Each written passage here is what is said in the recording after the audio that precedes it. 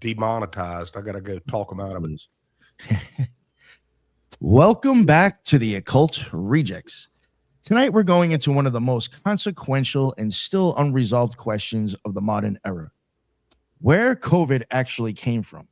What kind of research was being conducted before the pandemic? Who was involved in that research? And whether we have ever been given the complete story. And I've got two guys here tonight who have spent a hell of a lot of time digging through that paper trail.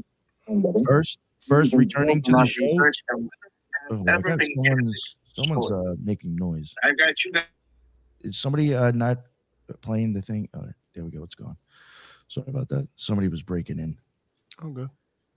First, returning to the show is George Howard. George is a North Carolina businessman, former United States Senate staffer, UNC Chapel Hill graduate, co-author of peer-reviewed scientific research, founder of the Cosmic Summit, and host of the Cosmic Tusk. Most people probably know George from his work surrounding the Younger Dryas impact hypothesis, but tonight we're talking about a completely different catastrophe. Joining him is Jim Haslam, an independent researcher and author of COVID-19 Mystery Solved.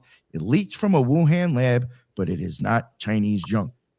Jim has spent years going through scientific papers, grant proposals, FOIA records, congressional testimony, emails, and research documents, trying to reconstruct the research network behind SARS-related coronavirus work before the pandemic.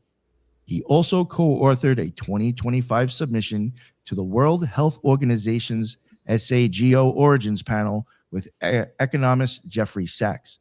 And these guys aren't coming here tonight with the standard version of the lab leak theory. Jim's argument is much more specific and much more controversial. He believes important parts of the research trail led not simply to Wuhan, but back through American institutions, including the University of North Carolina and Rocky Mountains Laboratories, with the 2018 DARPA proposal known as Project Defuse, occupying a central place in the story. WHO's scientific advisory group has directly challenged major parts of Jim's interpretation, and the available scientific literature currently gives greater weight to zoonotic spillover while still acknowledging that a research-related accident cannot be conclusively ruled out without additional evidence. And this conversation has moved beyond podcasts and Substacks. On July 29th, 2026, George and Jim were both inside the Senate Homeland Security and Governmental Affairs Committee hearing where Dr. Anthony Fauci appeared under subpoena. George was sitting directly behind Fauci in the hearing room, visible throughout the televised proceedings.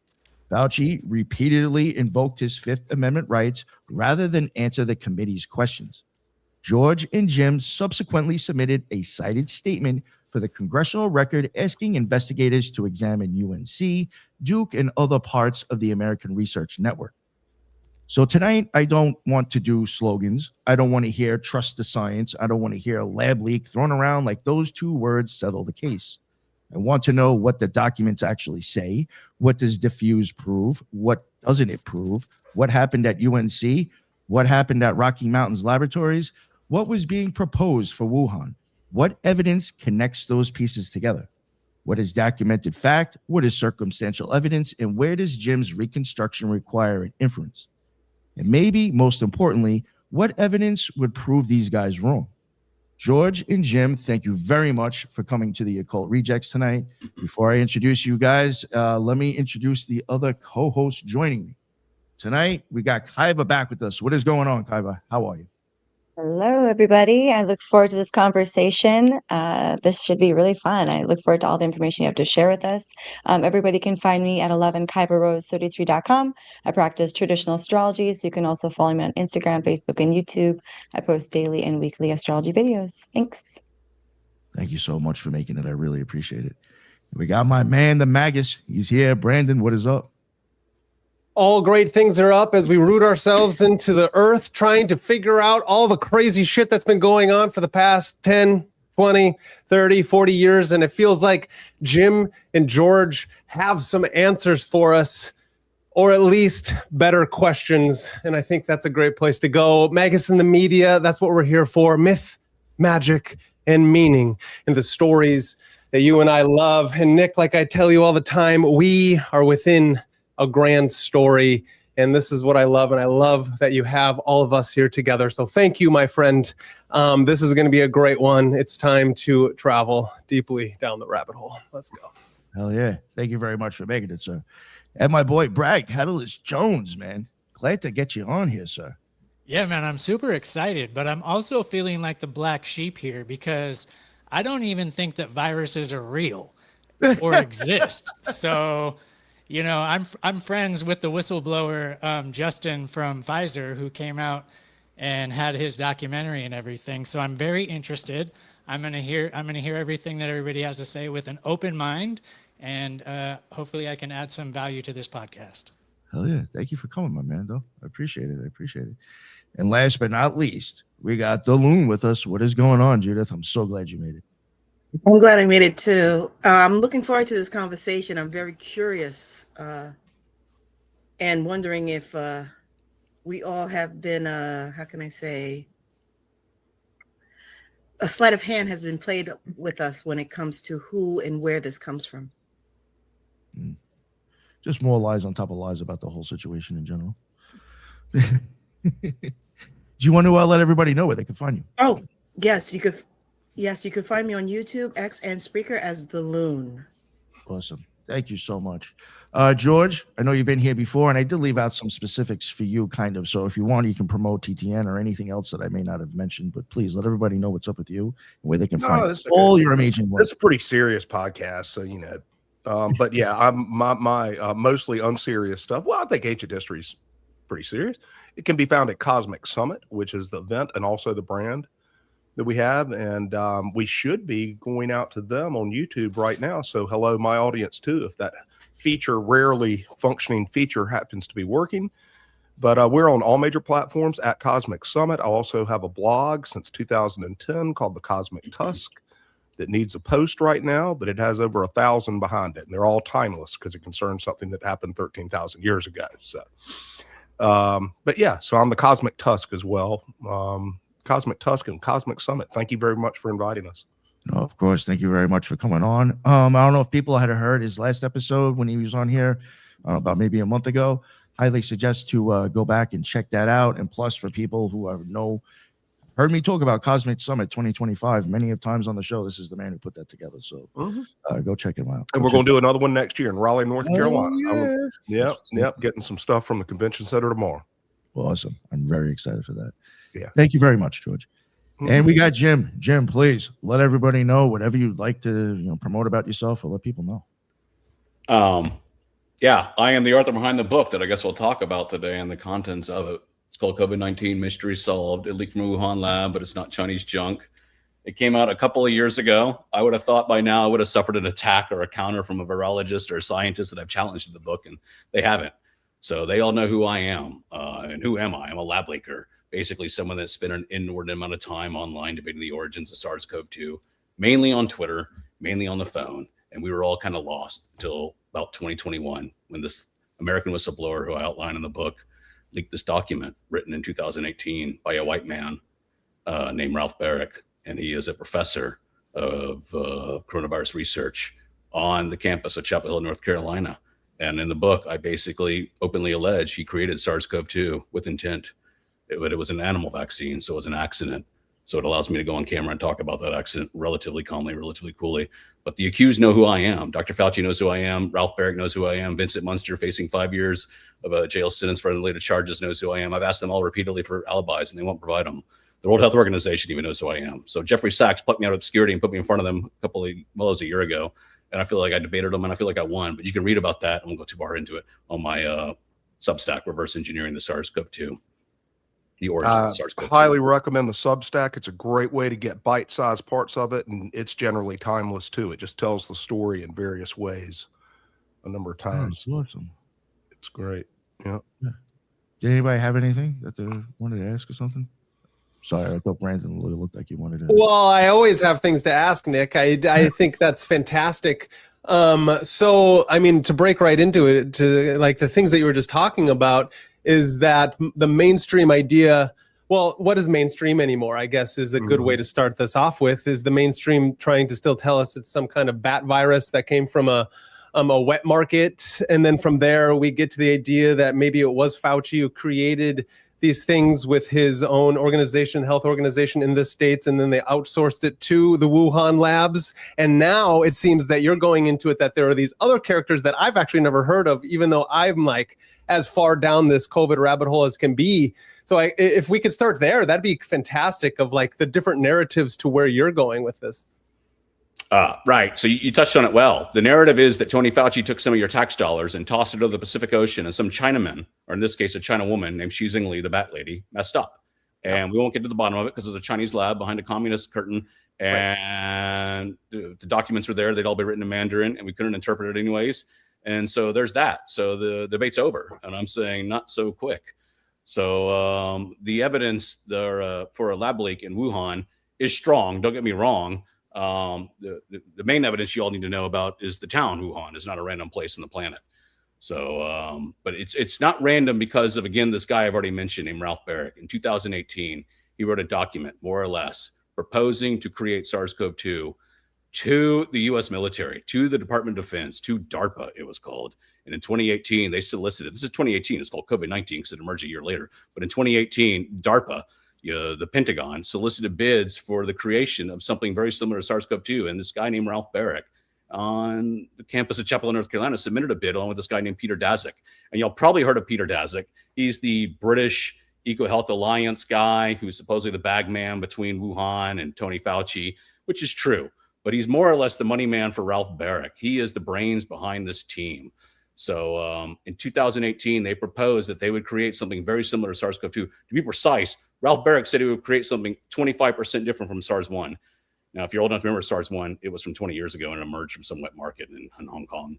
And he said SARS-2, or he said this chimera he was creating would be 25% different, and SARS-2 is 24.7% different. And so he's getting very precise with what he wants to do. He wanted to basically inoculate Chinese bats. Since SARS-1 came from bats, he wanted to vaccinate Chinese bats. That sounds crazy, and it is crazy. Don't get me wrong. But that's precisely what DARPA and the Department of Defense and the Pentagon wanted to do. Your other tax dollars are basically supporting these U.S. military bases up and down the Pacific Rim, all the way from Korea to Japan to Singapore. And SARS-1 was a big deal to them. They shut down all those military bases during that outbreak 20 years ago. And they said, we didn't want to stop that from happening ever again. And so now we know it was a dumb idea, but at the time it was a great idea. In 2018, we'll go out there and vaccinate the source where these nasty pathogens come from. And all viruses come from bats. Ebola, Marburg, MERS, SARS-1, SARS-2, we'll come into what kind of bat it came from. The big example here in America is rabies. You don't think about it, but rabies comes from bats. And the USDA flies choppers and planes overhead of America and drops little treats out the back to vaccinate the raccoons to prevent them from transmitting rabies to Fido the family dog. And the idea was to quit vaccinating the raccoons and just go vaccinate the bat where the rabies came from. And so all the virologists, all the scientists were doing this exact same thing. Peter Daszak, Ralph Barrick, the Pentagon, they're all talking about in 2018. And there's a lot of money in it because it's not easy to do, obviously. There's a lot of technical expertise involved in that. So real quick, and I'll quit my rant here because I don't go too far into the deep end. But when SARS-2 emerged in late 2019, early 2020, the U.S. government turned to Ralph Barrick and they said, is it engineered? And he said, no, absolutely no evidence of engineering, because he engineered it. The guy that the U.S. government turned to, the expert in coronaviruses, who spent his whole life, researching them, playing with them, studying them, was the one that they turned to and asked if it engineered, and he was the one that engineered it.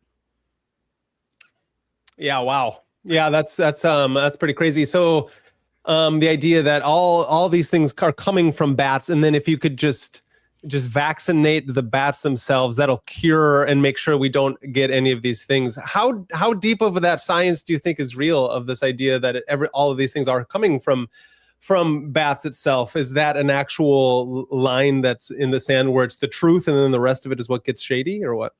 It's a little gray area, but to be, I guess, exact about it, they have these great little machines, they call them aluminum machines, PCR machines, where they can trace these pathogens back to the source.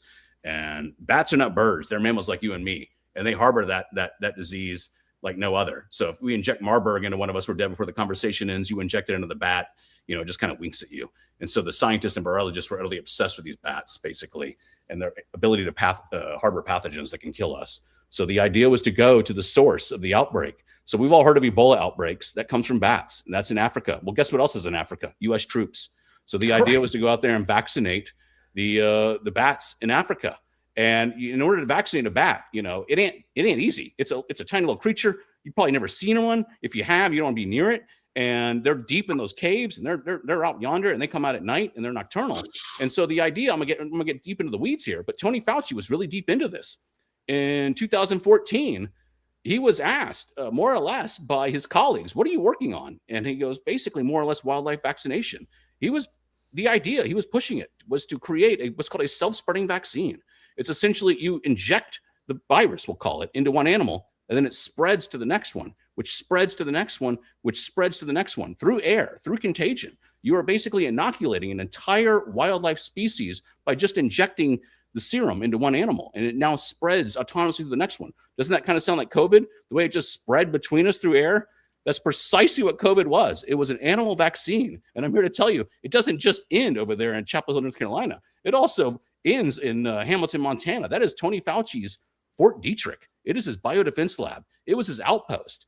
I mean, this is where COVID was aerosolized. This was where it was turned into an airborne agent. They took Ralph Barick's genome, they turned it into an airborne agent, and then they shipped it off. This is an accident, so we can talk about it, to Wuhan. Now, why is Wuhan historic? It's just a place where everyone knows, because they had the bats. They had access to those bats. That little Chinese horseshoe bat where SARS-1 came from, they had it in the Wuhan Institute of Virology.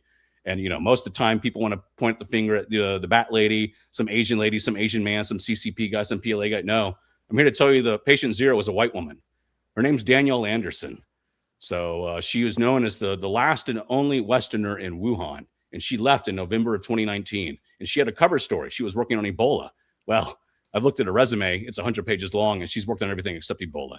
She was basically on this top secret document that this Major Joseph Murphy leaked in 2021. And in this 2018 document is her name, Danielle Anderson, right next to Ralph Barick's name. So you got a woman in Wuhan in a 2018 document in a top secret folder right next to Ralph Barick, who said he would create SARS-CoV-2, and he would provide it. His technology is so advanced, he can basically ship these pathogens around the world. It fits in a 1 millimeter tube, it sits on dry ice, and it flies in a box underneath your feet on a plane. That's the way they use these things. They smuggle them, they trace them. It's called an MTA. It's pretty well legit material. One of the players got picked up in the Detroit airport. Y'all may have called Vincent Munster, the well-named Vincent Munster, who was the character out at the Rocky Mountain lab, the government lab. He was bringing in monkeypox from Africa without reporting it, and then lied to the customs agents. And now, he's going to go to jail. And that's after the pandemic. That's after somebody we allege has knowledge of exactly what happened, and they're still so arrogant that they're flying around with things. What about the most recent one, the Las Vegas guy with all the have you heard about that one? All the pathogens that he had? Like, what is that about? I don't want to off topic, but that seems, how common is this that people are just stacking up pathogens to spread, and how many people do that around the world? More than we thought, more than we knew. This kind of brought everyone's attention to the forefront. Like, what are y'all guys up to? And they basically have, an illicit market. We'll call it a gray market. It's hard to regulate these people. It's hard to know what they're up to. Essentially, it's a pathogen. It's a virus. It's icky. It's an icky subject. But I don't know about the guy in Vegas. I knew about the lab, and I thought it was in L.A. That was kind of illicit. But they're all if I could frame it a little bit in terms of who these people are. This guy Ralph Barick is not some rogue scientist. He's the #1 federal research grant recipient at the North Carolina University system, 16 campuses. And then Carolina is arguably the top public university in the United States. I went there. I love the school dearly. And this was their #1 grant recipient. And he has an entire ecosystem built around him. And they control, just as Wuhan did, a BSL-3, or is it 4? I've been calling it a 4, Jim. It is a 3. Okay, that's some of the most expensive real estate in the world, right? That's the bunny suits, the whole 9 yards. And he's also this Barrett character. He was not, I put it that 90% of the coronavirus, 85% of the coronavirus knowledge internationally was held at Carolina, another 5 or so over at Duke, or 10, and then the rest in Wuhan and Germany and stuff. I mean, this is a fairly narrow field, but it was a very lucrative field. And it had a huge institutional presence at the university, and they are conducting the most dangerous activity known to man. Just think about these pathogens. If you drop a nuclear bomb while you're wearing a bunny suit, you know, it may take out Orange County and, oh yeah, nobody can go over there for 1,000 years, really sucks and all that, but you're fine in New York, right? Except for maybe for a couple weeks. But you fuck up doing this, and it's lights out for millions, if not billions. And how they tolerate that at Carolina, given their longstanding environmental concern about toxins and whatnot, but somehow this practice escapes normal attention, public attention, because they cover it up in public health, which I suppose it is. It's also the most dangerous thing a human can do. So when we talk about this Rocky Mountain lab, this guy at Carolina, all of them are surrounded by gigantic, well-funded superstructures of administration and institutional might. But it's only 6 people, right, Jim? It's only 6, and they're not defending themselves. I want to make that clear. So don't defend a man that will not defend himself. That's the problem I'm having with others. Ralph Barrick is not defending himself. Jeffrey Sachs wrote the email, and we wrote an article basically accusing him of creating SARS-CoV-2. And we sent it to Ralph Barrick, this white man on the white campus who told the U.S. government wasn't engineered it. We engineered it. And we said, defend yourself. This is late last year, early this year. And he forwarded the email to UNC Communications, and they forwarded it back to me, and they said, our response is our testimony. The U.S. government brought him into testimony reluctantly, and he talked. And in there, he kind of incriminated himself further if you get into the weeds. But in there, they said, that's our statement to him. So we asked him for an alibi. I've asked him for an alibi for several years now. He knows who I am, and he will not defend himself. This is a grown man, 72, 73, and the University of North Carolina is not defending him. They forced him into retirement, and he went kicking and screaming. And he's now lawyered up. He's got Bill Gates' lawyer. He's got, some money with him. So yeah, they fired him and also have not commenced an investigation. And I might as well introduce now, Jim and I have started a website, or I've started a website with Jim's assistance, carolinaflu.com, ladies and gentlemen. I'd love for you to put that in your YouTube description, and we're seeking signatories to our open letter. And they've been ticking up lately. It's only been about 3 days, but we're about to get 100. And if you and your audience could share, consider signing the open letter and sharing it, we would deeply appreciate it, because this thing is so close to tipping. I find it in other fields, and some of them are pretty inscrutable, but we deal with all these mysteries. I just love mysteries, right? I think we all do, people on this thing. This ain't the Kennedy assassination, man. We can get to the bottom of it. Okay. And, I saw a Kennedy assassination expert. I forget the guy's name. It's generally acknowledged as the guy. And somebody asked him on YouTube once from the audience. He's up at the podium. He said, Mr. So-and-so Kennedy assassination expert, said, will we ever know who and how the president was killed? And he said, well, of course we know. We know right now. We just don't know which book, right? There are 1,000 books out there.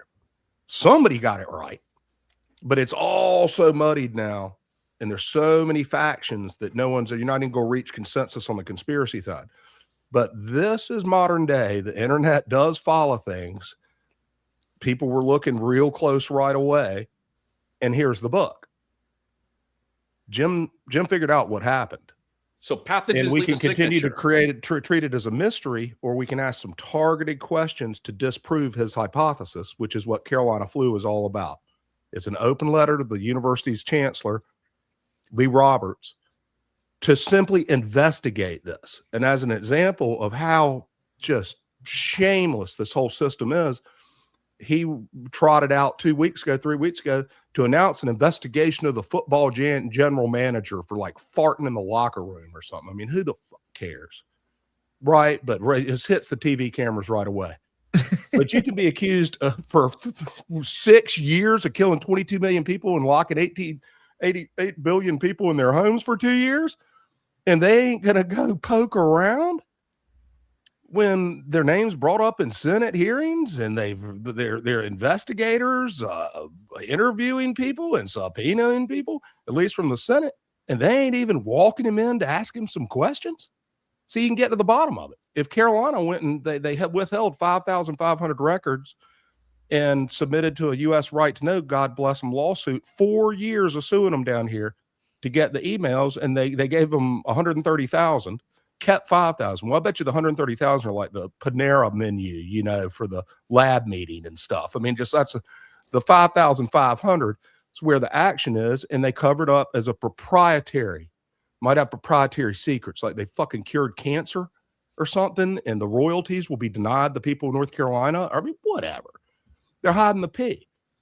And we're that close. That's what people don't understand. We're that close. So please sign that open letter. It's welcome to everybody, whether you went to Carolina, whether you're a scientist. This is a global, hopefully former mystery. So, Jim, you were saying that they had 6 people working on this, and I find that very smart, a smart thing to do, because the less people you have, the less people are going to run their mouths. And I haven't had the chance to read your book yet, but are you leaning towards that they created this as a bioweapon and not necessarily, and just used the guise of vaccinating the wilderness and trying to get to the bottom of this as a smoke and mirror type of thing so that they can roll out their bioweapon? So I like Fauci's term. It's called dual use research of concern, DIRC. When you reach this level of technology, you are very close to a bioweapon when you're creating a vaccine.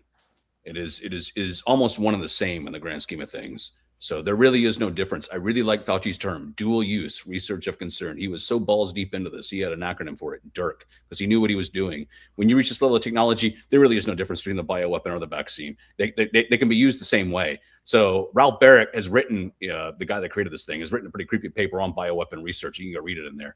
And he basically has a creepy way of thinking that his technology is so advanced, so good, it can be used as a bioweapon in essence. So, but in this case, for me to be able to go on camera and write a book and not suffer repercussions from it, I have to basically tell you what it was, an animal vaccine, which could be used as a bioweapon. And there were only 6 people on it, more or less. Ralph Barrick, Vincent Munster, Tony Fauci, Daniel Anderson, Linfa Wong, and Peter Daszak, because it was just an R&D project, basically. It was an academic science fair experiment, so I really called it at the very end. But I don't get too long-winded here, Brad, but yes, I mean, you basically that's what podcasts are all about. That's what you are dealing with, people that can create a bioweapon. And if you want to call it that, I don't really have a problem with that. I just really like Fauci's term, dual use research of concern. Yeah, because then it can encapsulate a lot of different things at once. And then it's also legally, it's not like you're going to tell people like, oh, this is going to help cure rabies and SARS 1 and 2. And it actually may kill millions of people. And then we're going to actually blame it on something else because we don't want you to know that we were involved with it, Right. And there's no CCP or PLA or any of that nefarious stuff going on in Wuhan. It's a dork town. It's an academic town. There is none. Everyone's looked into it. And all those little stories you heard were basically Beijing scientists, which is at least 500 miles away from Wuhan.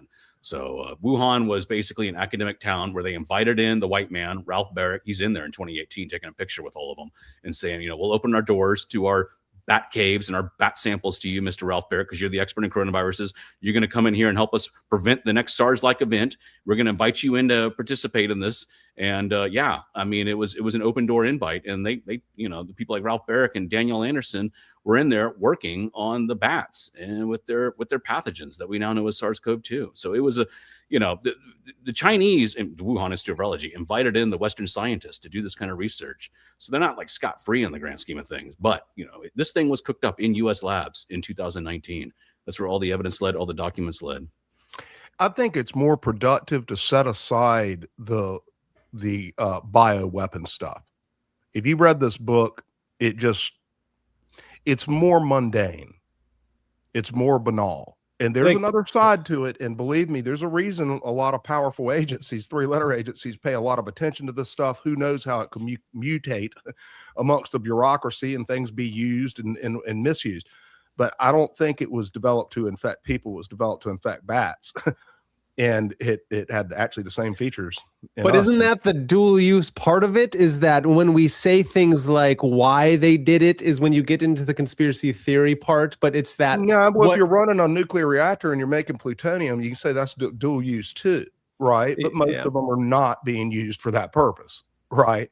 It just means it can be used dangerously. And just to Brandon, just to be frank, it's not as effective for us if people run down that, because I could have been there too. I'm that there on a lot of stuff that doesn't have answers, and you run to the most nefarious. But never forget, people are greedy for small dollars, right? And they have Occam's razor. They had lost a grant that was very important to them with DARPA, and all they were doing was trying to improve their chances. Stop me if I get anything wrong at all, Jim, but trying to improve their chances of winning another grant. And in order to do so, in order to improve their chances and strengthen their record, they needed to trial it in the actual bats that they intended to infect, ultimately, the Chinese horseshoe bats. Right. So 6 people were in one of them. Now, these are specialized people, for God's sakes. You had Danny Anderson, who actually is credentialed.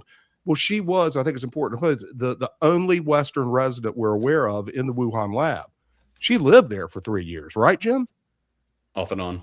I mean, yeah, she had a key card in a parking space kind of stuff. So then my question is about the woman who is the, patient zero that you're talking about, that I guess I've never heard of. And so I'd like to hear about that, because then how does that get spread to supposedly a lot of people from patient zero?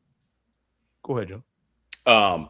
If you Google her name, Danielle Anderson, you'll find her in Bloomberg in 2021. If you Google her name harder, you'll find her as the Facebook fact checker in 2020. So if you went on to the Facebook in 2020 to debate Lab Leak, Danielle Anderson was the one that knocked you off from there. Yep. So she Isn't was that the damnedest thing I've ever heard? Get your brain around that. She was the expert. Lab leaker. She was the expert. Oh, she's working on coronaviruses in Wuhan. She's going to be the expert on whether you're full of shit or not. So she was the expert on lab leak. She knew and she's an Australian researcher. Is that's what I pulled up on Newsweek? Is that the lady? Yes, she is. She is Australian. She went to Harvard University. She's international. She was over there in Vancouver as a drug testing agent at one point. They never paid for their own damn first-class flight once. They just zip around the fucking world on institutional money, swabbing bat butts. Actually, they don't even do it. The guy in the host country gives them the vial. They go to the conference, stay in a $600 room,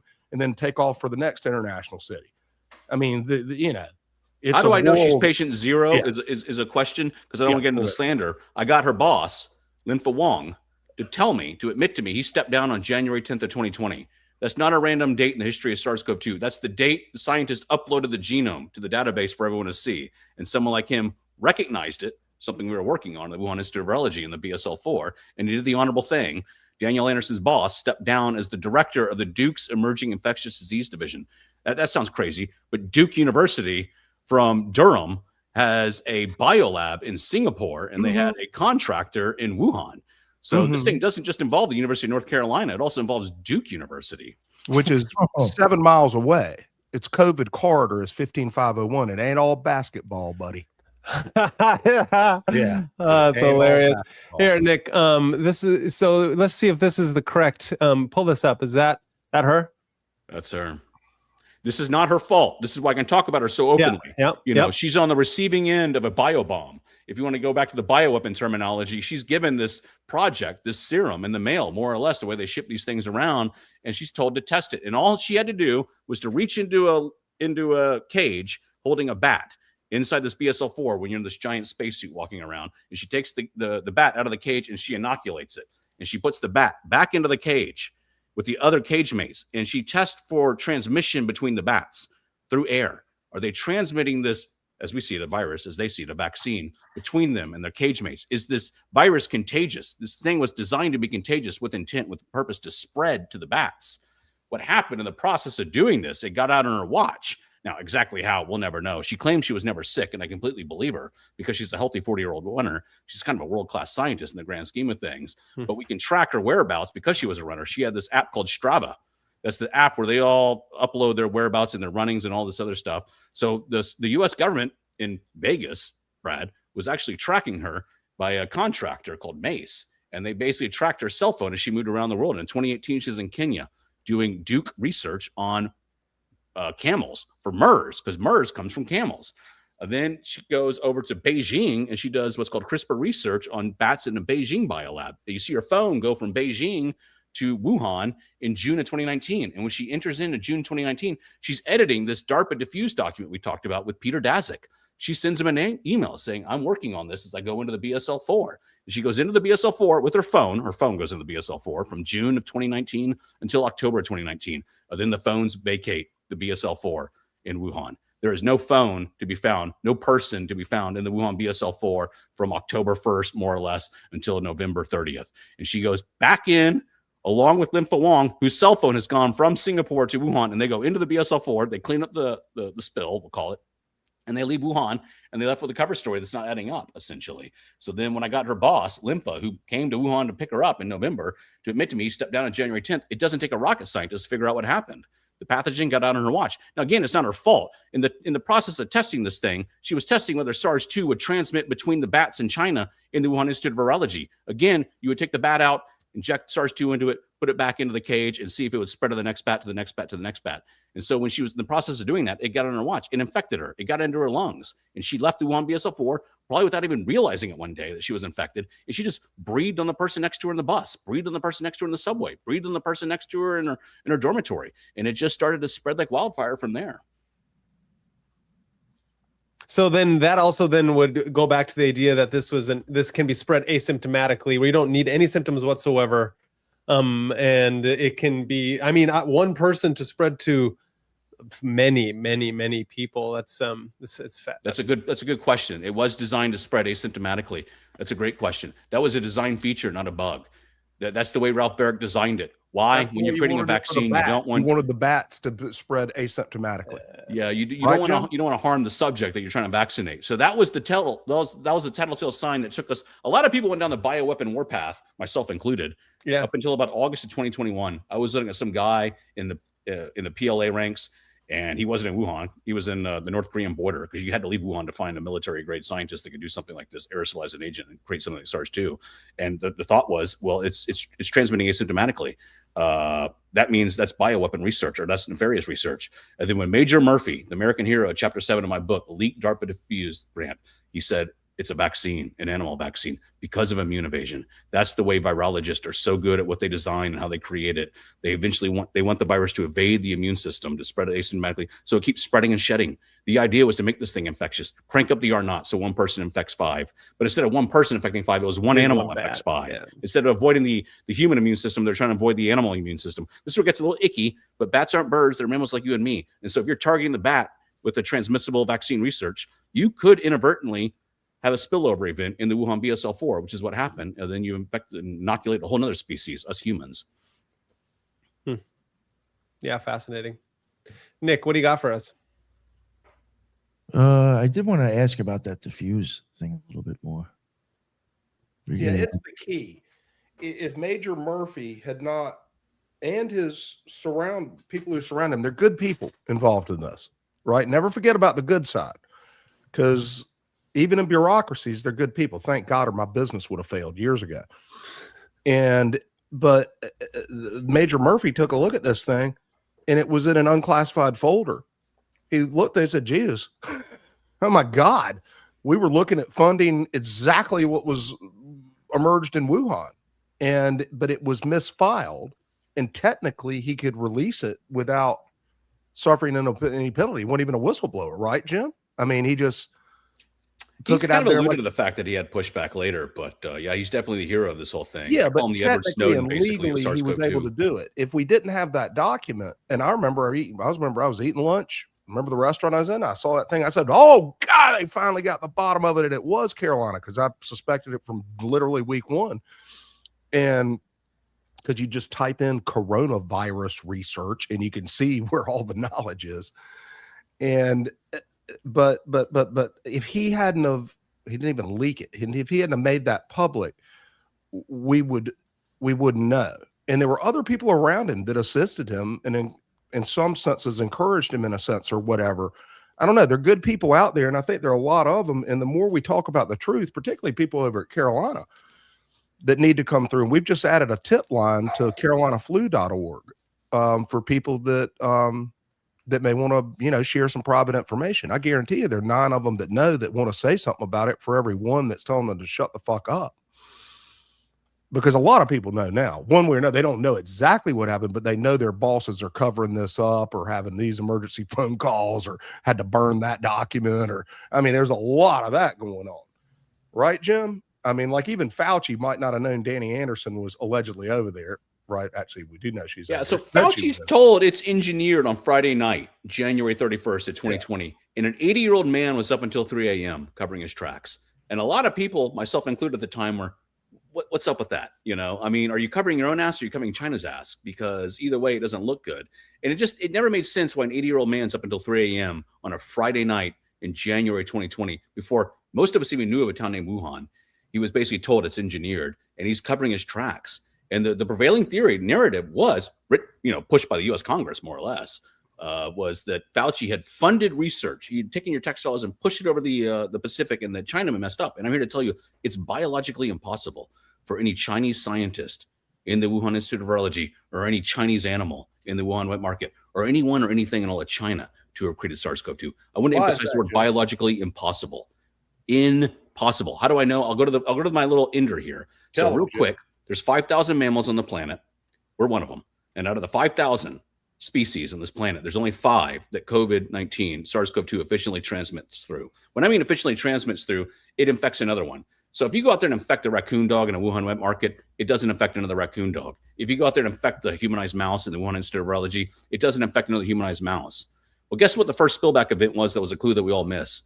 The mink in Europe, in Denmark, in the Netherlands. There was an outbreak of the mink basically getting COVID. Well, those are not European mink. They're not Chinese mink. They're American mink. And they're only really found in one place in time before the pandemic, Tony Fauci's Rocky Mountain lab. The next one was the American deer. Now, when COVID from Wuhan spilled into American deer, I'm like, what the hell's up with that? And guess where else you find them? Tony Fauci's Rocky Mountain lab. Guess what American scientists use American deer for? To model, develop, and create self-spreading vaccines. You go out there and you inoculate Bambi, and Bambi runs out there into the woods, and Bambi breathes on the next Bambi, which breathes on the next Bambi. In this case, they would target tuberculosis, TB. But in this case, that was a clue that we all missed that took me a little while to figure out. What the hell is code from Wuhan doing in American deer? It doesn't affect European deer. It doesn't affect Chinese deer. It only affects American deer. There's 3 others. The American deer mouse, it's this tiny little rat up and down the Rocky Mountains. Rocky Mountain Lab is where else you found them. Tony Fauci's BSL-4. The 5th one, the Syrian hamster, or the 4th one's the Syrian hamster. The 5th one is called the Egyptian fruit bat. That's how I know that this thing was cooked up by Vincent Munster in Tony Fauci's biodefense lab in Hamilton, Montana, along with Ralph Barrick. That the Egyptian fruit bat is the American lab rat for creating these things. You don't find Egyptian fruit bats in China. You only find them really in Western biolabs. And the Egyptian fruit bat it's not the Chinese bat, it's the Egyptian fruit bat, is found in Tony Fauci's biodefense lab in Hamilton, Montana, and in 2 other places that have released the results to me, one in Germany and the other one at the CDC in Atlanta. So Jim, would you kind of the kicker? I've been telling that same story. I'm sorry. I got to learn more from Jim too. Would you consider those analogous, or would they be the reservoir host of, because you hear a lot about, we have not found the reservoir host. Yeah, the reservoir host has been found. It's been found in Fauci's biodefense lab in Montana. That's the crazy thing. By virtue of the 5 animals that the virus does what? Works best in? Is that a way to say it as a layman? Transmits onward through. So okay, sorry guys, but hopefully it's helping you everything. It infects your dog, it infects your cat, it infects things fish. It transmits best through are basically the lab rats of this business. Right. So some scientist somewhere has trained the pathogen to transmit onwards. When you do that, you basically shove the virus down the animal's nose, and it sneezes onto the next animal, which then sneezes onto the next animal, and you're training the pathogen to become contagious. So I'm here to tell you, if there is some evil intent to this thing. SARS-2 was created with intent. It was aerosolized with intent. It was made transmissible with intent. I mean, that does sound like bioweapon research, however you want to look at it. But the idea was to inoculate animals, not humans. So it was an accident. So that's the only reason we can actually talk about it. The whole world. Well, I know exactly who would. Bill Gates would. And this is why I wonder about this, is because of Event 201 happened not too much before all that, right? And so it's interesting to think that if these were all very coincidental situations where they already kind of pre-gamed, this idea, what if, because they do know that these viruses are being studied and researched, then obviously they're going to be like, well, what if some kind of crazy event would happen and we can capitalize on that event at the same time. And I truly understand that there's a difference between correlation and causation. It's just really interesting, the synchro mystic event. This is an occult podcast too. So it's like this synchro mystic events that happen that I personally, and this is Magus in the Media talking, and this idea that there are dark sorcerers out there in the world that understand how quickly these things can be used for exactly, what was the word, Jim, that you used about how it can be used for multiple reasons at once? Dual use research of concern. I love that. I'm going to try to take that. Dual use research of concern. And that seems like another very fancy way of saying we can put money into this thing, gain, as what George was saying, a very venture capitalist thing where it's all like, we don't want to lose our grants. We need to keep this money going in so I can continue to get my hookers and madams on the side as I'm like making sure I maintain my way of living this life and my prestige. And at the same time, obviously, there's these characters that are still being not bossed around, but they have higher level DARPA military industrial complex individuals that they then have to answer to at the same time. So that's the dual use. Personally, on my part, where then we can, because people are asking in the chat, what about the mRNA technology? You know, what about the Event 201 kind of things? And so it's a very interesting, I like this because it gives it a more grounding to it. And you have a lot of research that shows. We're not letting Big Pharma off the hook, but you can't. No, of course not. It gets into kind of having a theory of everything. And usually when you have a theory of absolutely everything, you're wrong. Well, it's not everything, George. It's not everything. It's just seeing, and it's you want to get. Yeah, and this is why I do it. And this is why I do it is because of it's a good way to show how events can line up in a way where, say, we want to capitalize on certain things to have a mass psychosis event, a black swan event, where then we can see exactly how you can round up massive amounts of people for the coming, like, a Palantir is doing this for a reason. Oracle's doing this for a reason. You know, we're taking people's DNA at a drastic rate and then selling it off to these corporations so we can make better viruses to protect people. So I'm just adding, I'm just saying, this is my theory. Don't get me wrong. You don't let Big Pharma off the hook. This was the best damn thing that ever happened to them. And they were damn, cheering,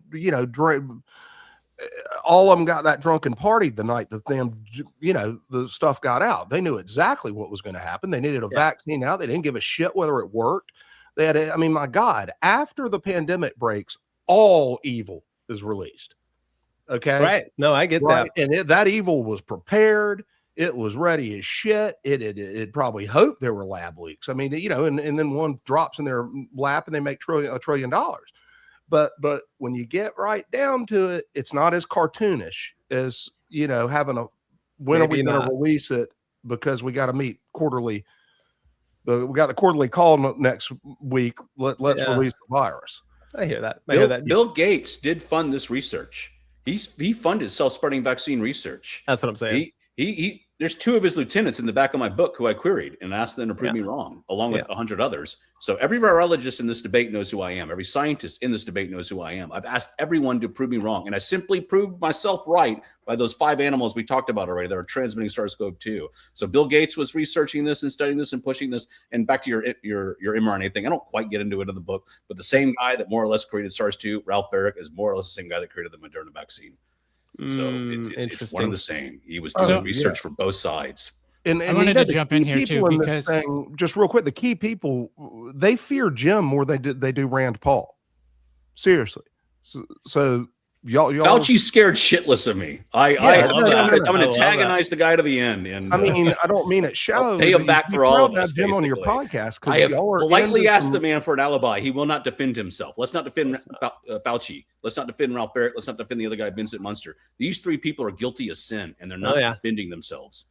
Yeah, I agree. So I wanted to backtrack a little bit and answer that question about the mRNA, because it's the oldest thing that they do is they create a problem and they already have the solution ready. Problem, reaction, solution. Exactly, right. And then so I also wanted to backtrack a little bit, Jim, because you were talking about how they were essentially going to all these labs and they were trying to see if they can get it to transfer from bat to bat. And my question is this, is because Kerry Mullis came out and he said that the PCR test is not to be used to detect anything that we were using it for. So how are they, and if it was asymptomatic, and that's how they created it, how in the fuck were they actually testing to see if this was transferring from bat to bat? Great question. Yeah. Danielle Anderson's using an antibody test. So she's in there with needles and blood. There's a lot of things that can go wrong, but essentially I don't believe she's using PCR between the bats. I believe she's using an antibody test because she's trying to see if the animal is producing antibodies against the virus that she's injecting into it. So she's using an antibody test. Blood drawn from the animal, put into an antibody test, is what she's using, assays that she's always working with. So in regards to the PCR guys and the no virus guys, I get it, because I was in the same boat too. You basically wanted the pandemic to go away, and you're tired of these people that wanted to, mandate the mask on you, mandate the vaccine inside of you, mandate the lockdown upon you. And I have complete sympathy for that. But if you just step back and relax and you realize this thing wasn't lethal because it was a vaccine, it had a 99.9% survival rate.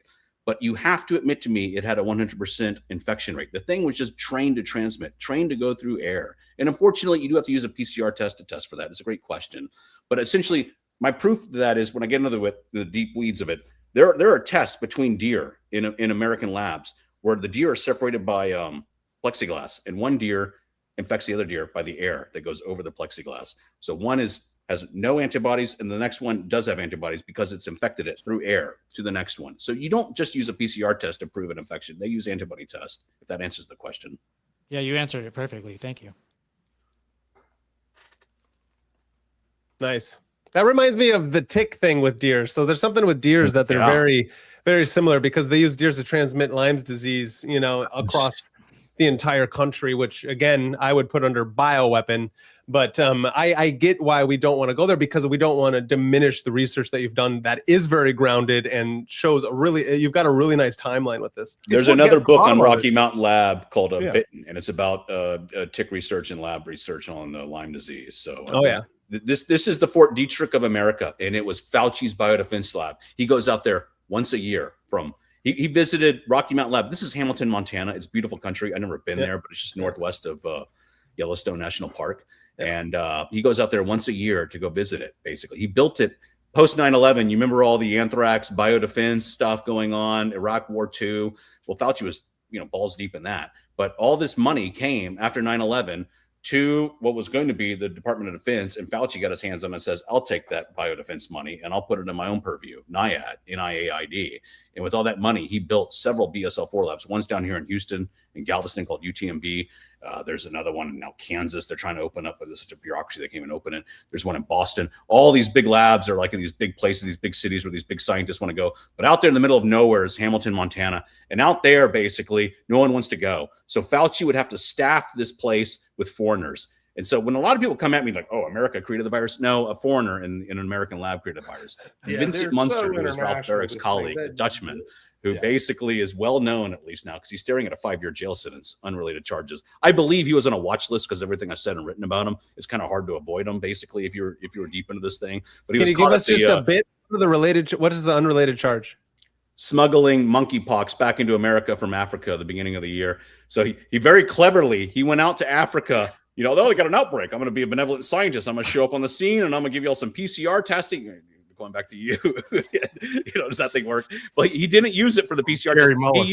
He used the empty vials that he brought over there to smuggle back the monkeypox. And he concocted this cover story, basically, that it's just diagnostic tests. It's nothing to see here, Mr. Border Agent. And they basically give them credit. They separated him and his fellow traveler. And they said, what's in there? And their story didn't add up. And so they dug deeper into the weeds. They found out that the guy had basically smuggled it. So whenever you're moving a pathogen legitimately across a border, there's a lot of paperwork. There's a lot of bureaucracy. It's a select agent, sometimes it's called, and FedEx won't even ship it. So you got to go world courier. It gets expensive. You got to have like the liquid nitrogen to freeze it. All this other, bureaucratic nightmare comes into play. Or you can just smuggle the pathogen in your suitcase, which is what he did. And he got caught doing it. So yeah, the guy that created COVID is a Dutch man named Vincent Munster, who's staring at a 5-year jail sentence. He'll probably plea out and not, have to serve anything. But his days as a scientist are coming to an end for an unrelated charge. I call him basically like the Timothy McVeigh kind of situation. The U.S. government has the suspect in custody, but they don't even realize what he's done, which is blow up the world in the grand scheme of things. So trying to get the story out is kind of ridiculous, but in a way, it's kind of,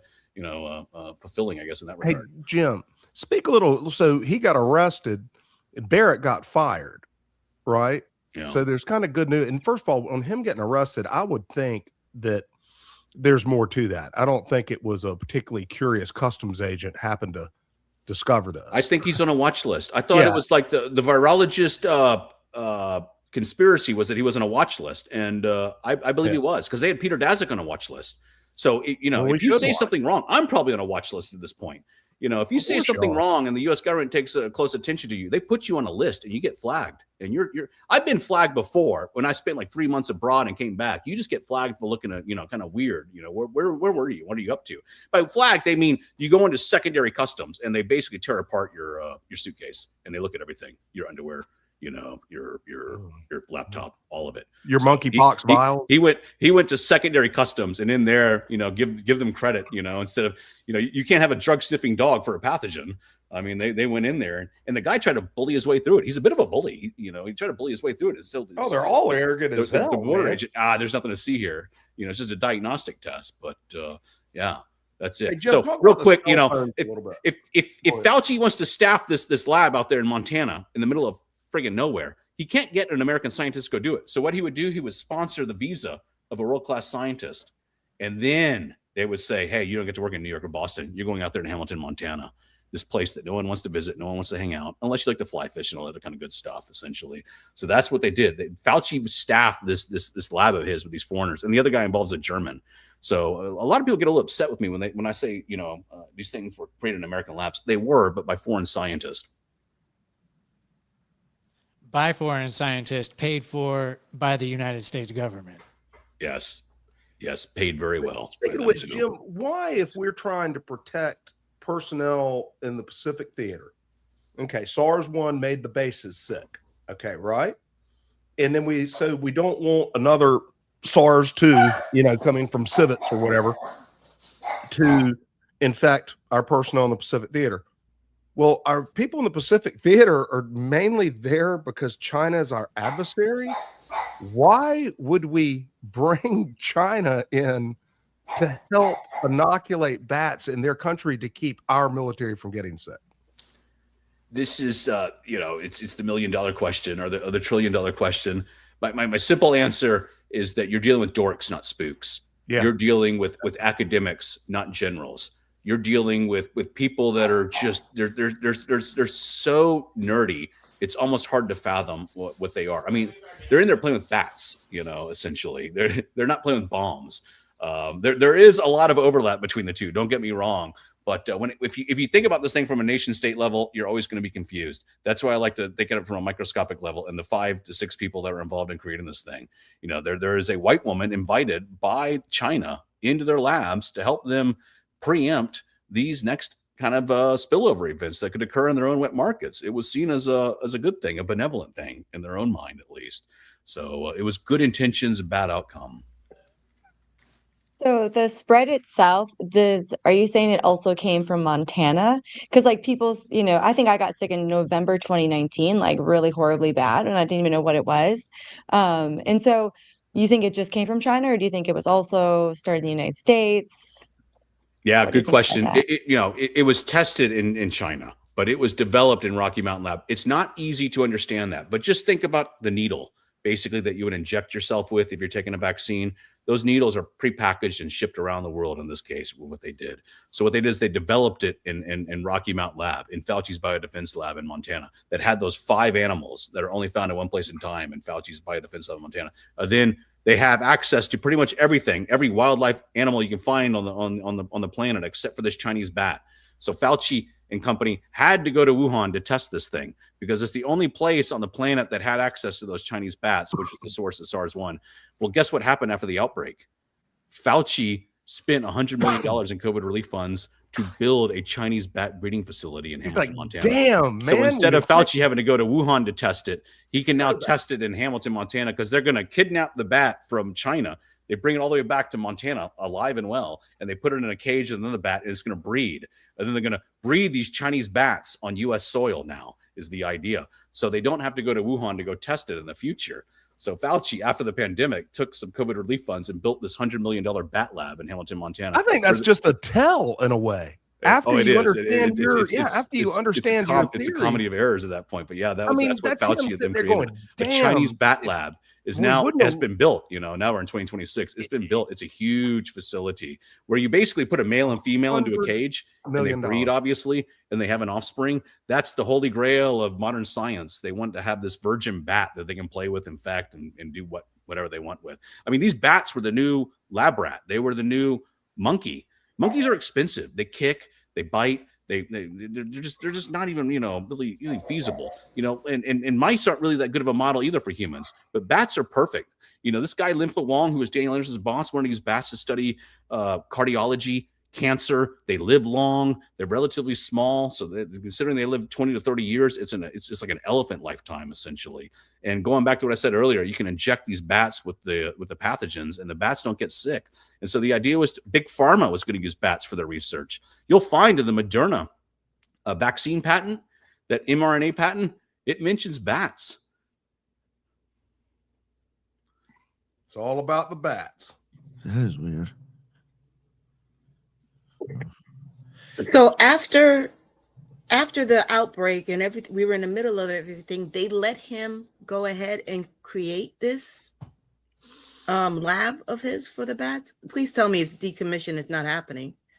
Oh, it's built and it is commissioned, and yeah, it's up and running. It took them several years to get it going, but yeah, all that COVID relief money also found its way back into the government and this Rocky Mountain lab of Fauci. Just think of the irony. Is he's sitting there and going, damn, I know. Started that by pandemic because we had to borrow those bats. If we just had our own bats, he was and then he fired up $100 million to do his own bat lab all the way to the bank on this after he had released it because he had to use their bats. So he kind of like mitigated the problem for the future, but like didn't fess up. I mean, Dr. Death. I mean, that's Dr. Fauci's name is Dr. Death.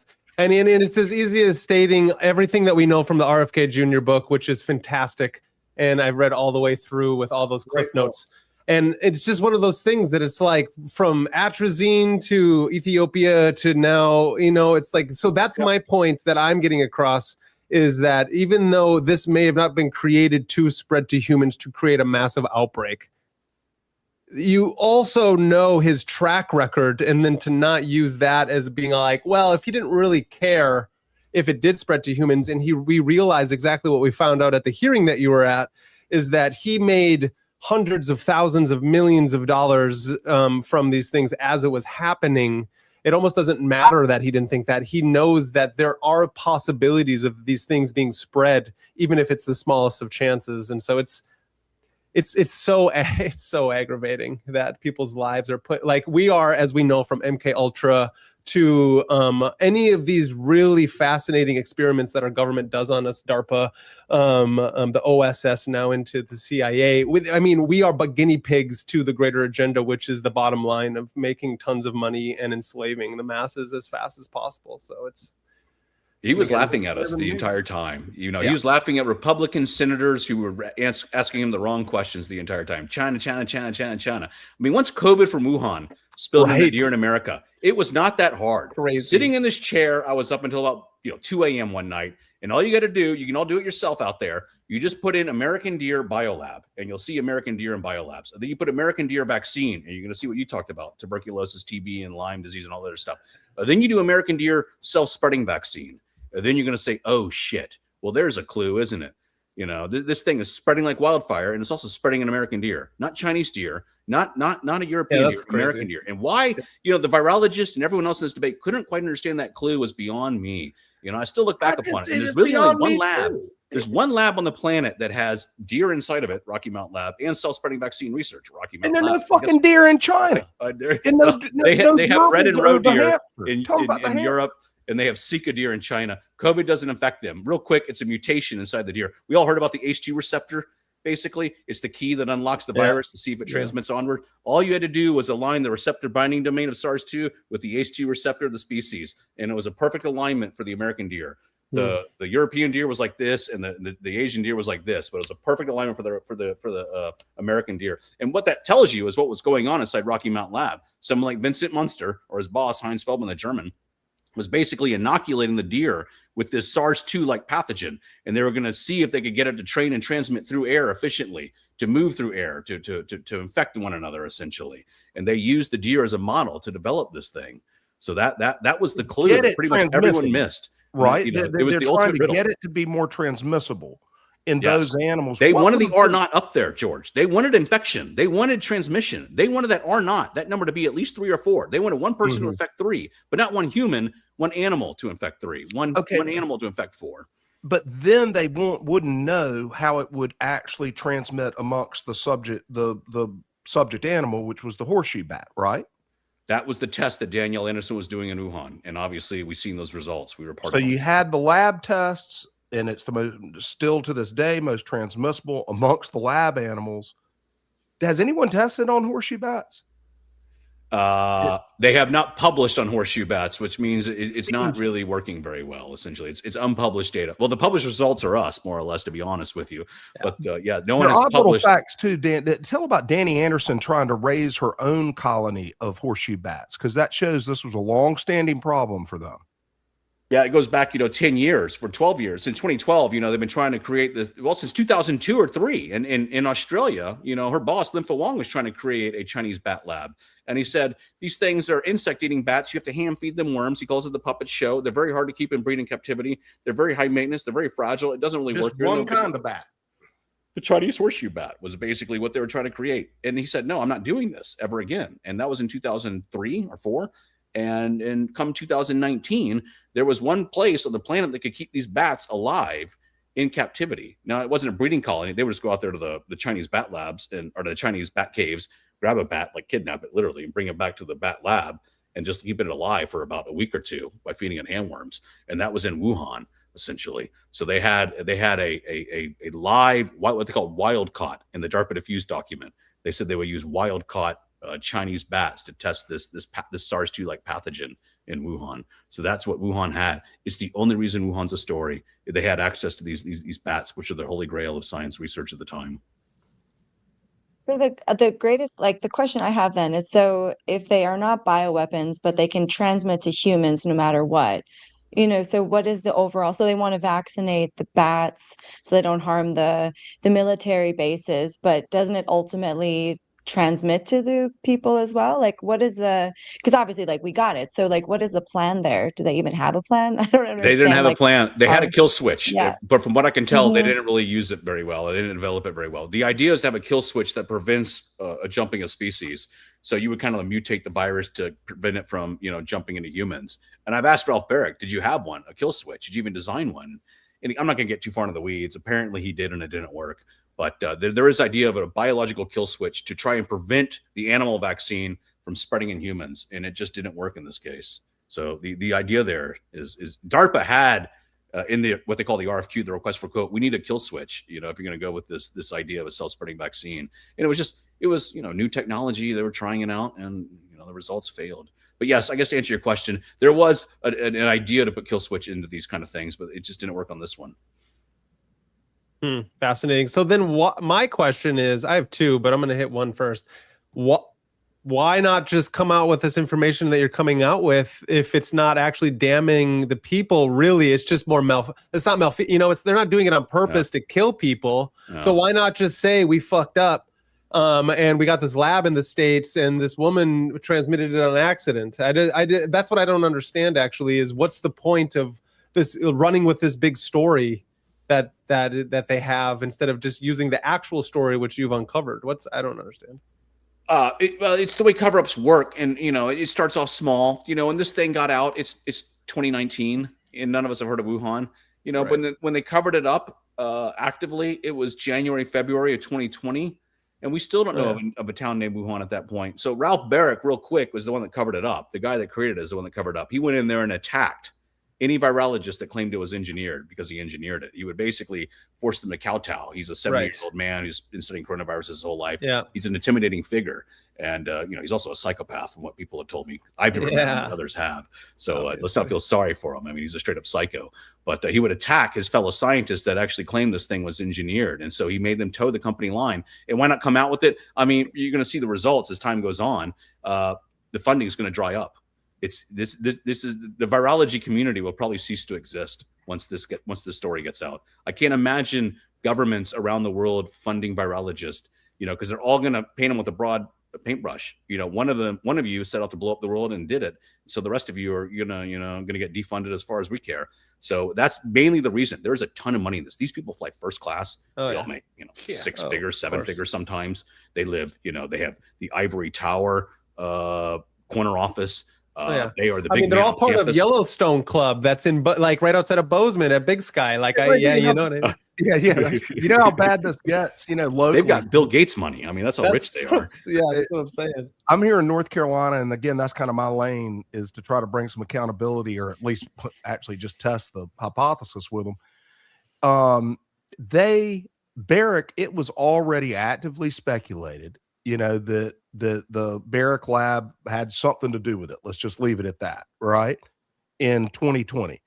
And ProPublica is actually ran as very strange that they did this kind of a center left thing, but they went out and investigated, one of the few, the only comprehensive investigation of the lab problems at Carolina, and found 22 incidents over 3 years, including 6 after COVID started, people getting bit by mice and stuff.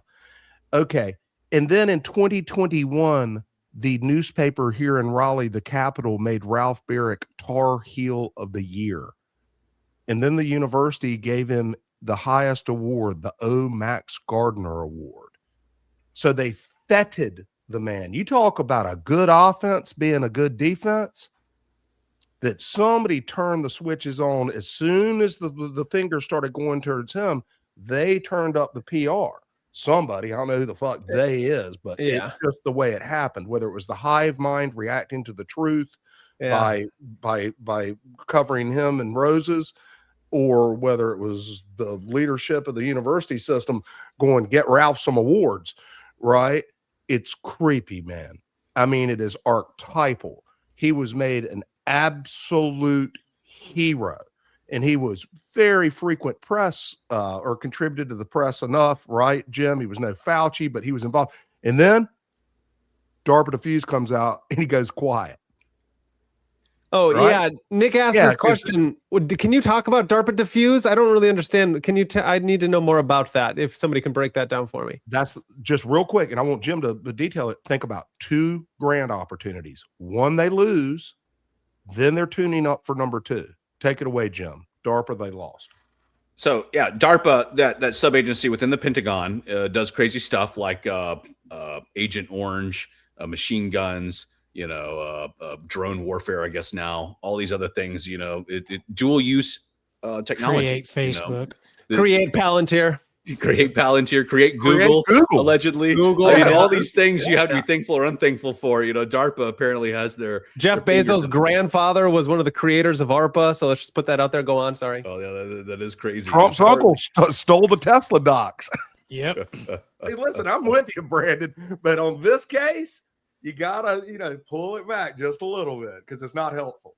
I don't mean that personally, but we have a lot of problem. People either run too far with lab leaks or don't go far enough on the U.S. There's a sweet spot where Jim is. Yeah, I love that. Allegedly.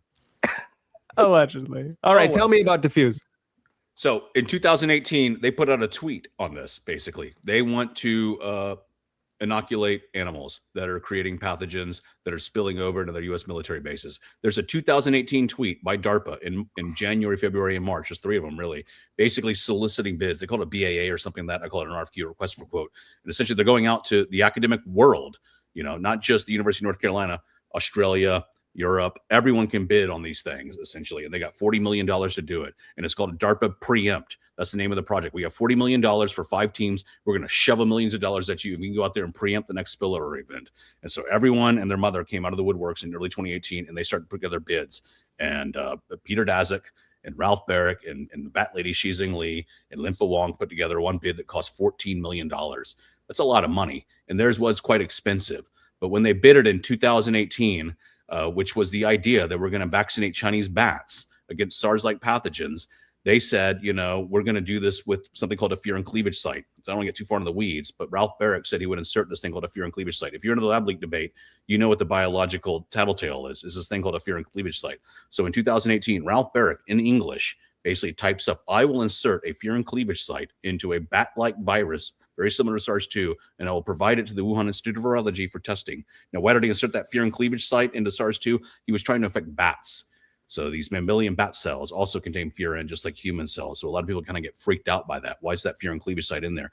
It's a biological shortcut. He was being lazy, trying to create something that would work and infect and transmit. You put a furin cleavage site in there. What is that? Think about drilling out the firing pin on a semi-automatic weapon and turning it into a fully automatic weapon. You have essentially weaponized the virus, but you're not weaponizing it to infect humans. You're weaponizing it to infect bats. So if you want to get $14 million from DARPA, you got to put the best and brightest on it, and you got to make this fucking thing work. And I'm going to make it work by putting a fear and cleavage site on that damn thing. We're going to grow those damn viruses in culture, and we're going to infect those damn bats in vivo, and it's going to work. I'm going to get that $14 million.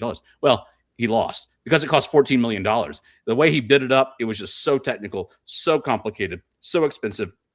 They were going to go out there to the caves by hand and actually vaccinate the bats individually, more or less. But on the other side was Tony Fauci's lab. He was basically competing against Ralph Barrick at the University of North Carolina. And their technology was what we already talked about, much cheaper, much easier, transmissible technology. Inject the animal with one dose, and it infects the next one, and infects the next one, and infects the next one. So Tony Fauci's biodefense lab in Montana won 2 of the 5 projects, essentially, with this transmissible vaccine research. He was kicking ass. Fauci was winning these DARPA projects in Hamilton, Montana, because he's got these foreign scientists working with these airborne agents. They can create a very cheap, effective vaccine. So DARPA said no to Ralph Barrick, and they said yes to Tony Fauci. Well, along comes 2019, and Fauci's got his own project. He calls it CREED. So essentially what Fauci has done now is he has taken the losers. Ralph Barrick, again, DARPA rejected their bid because it was too expensive. And he got the in bed with the winners, which is his own guys over there in Rocky Mountain Lab in Hamilton, Montana. And he's put them together into this CREED bid, essentially, which is $80 million. So the group of scientists that lost the first round got together in the second round. And it was that second round of funding that, you know, the R&D project went sideways. And to answer your question, I guess, for DARPA, it's a diffused document that was found. It was unclassified. Remember I told you it was advertised on Twitter? Well, guess who moved it into a classified folder? DARPA in 2021. They said they moved it to share it with the Biden administration after the FOIAs were all done. I don't know if I believe that. You can if you want to. But DARPA took the unclassified project and it was unclassified, advertised on Twitter, sitting in a DARPA folder without classification, and they moved it into a top secret folder. And it was in the process of DARPA moving it from unclassified to classified that caught Major Murphy's attention. It was the movement of the files that caught his attention, and it was in that movement that he found it. Then he downloaded it, took an ugly scan of it, by the way. You know, you can read the document online now. It's out there for anyone to see. Just DARPA Diffuse. It's mainly on the Intercept. That's probably the best place to read it. And it's this little scan of 75 pages. And inside that scan, the best place to read it's carolinaflu.org. Carolinaflu.org. Murphy walked off the campus like Edward Snowden and basically leaked this thing to a group called Drastic, because they were the only ones with the balls to publish it. The Wall Street Journal wouldn't publish it. The New York Times wouldn't publish it. They're all ballless, basically, in the grand scheme of things. The mainstream news is completely worthless on this thing. This group called Drastic did. And then the Intercept finally followed them and published it themselves.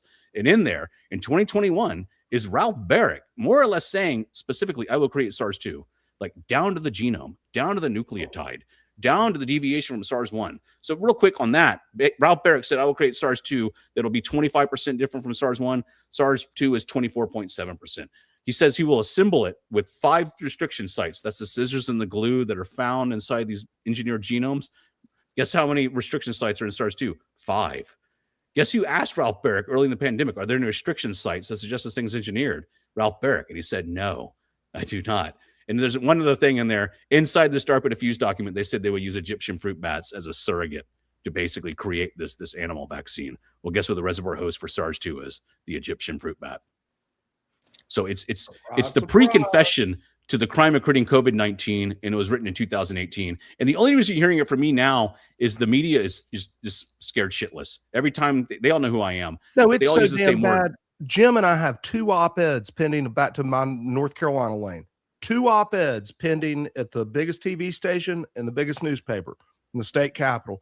Neither of them have been acknowledged. This is sending in an article to the public opinion page or whatnot, web or real. And I've done a half dozen of those over the, get fired up about something, write an op-ed, send it to them. They might give you some changes. They acknowledge it. You go back and forth. I've never had one not printed, but I would imagine some people, they say, we're just not interested, blah, blah, blah. Nothing. These are the 2 major news organizations in the state capitol, and they can't even acknowledge it. And this is a well-written, even-handed, evidence-based request that the state's premier institution just answer some questions and investigate this.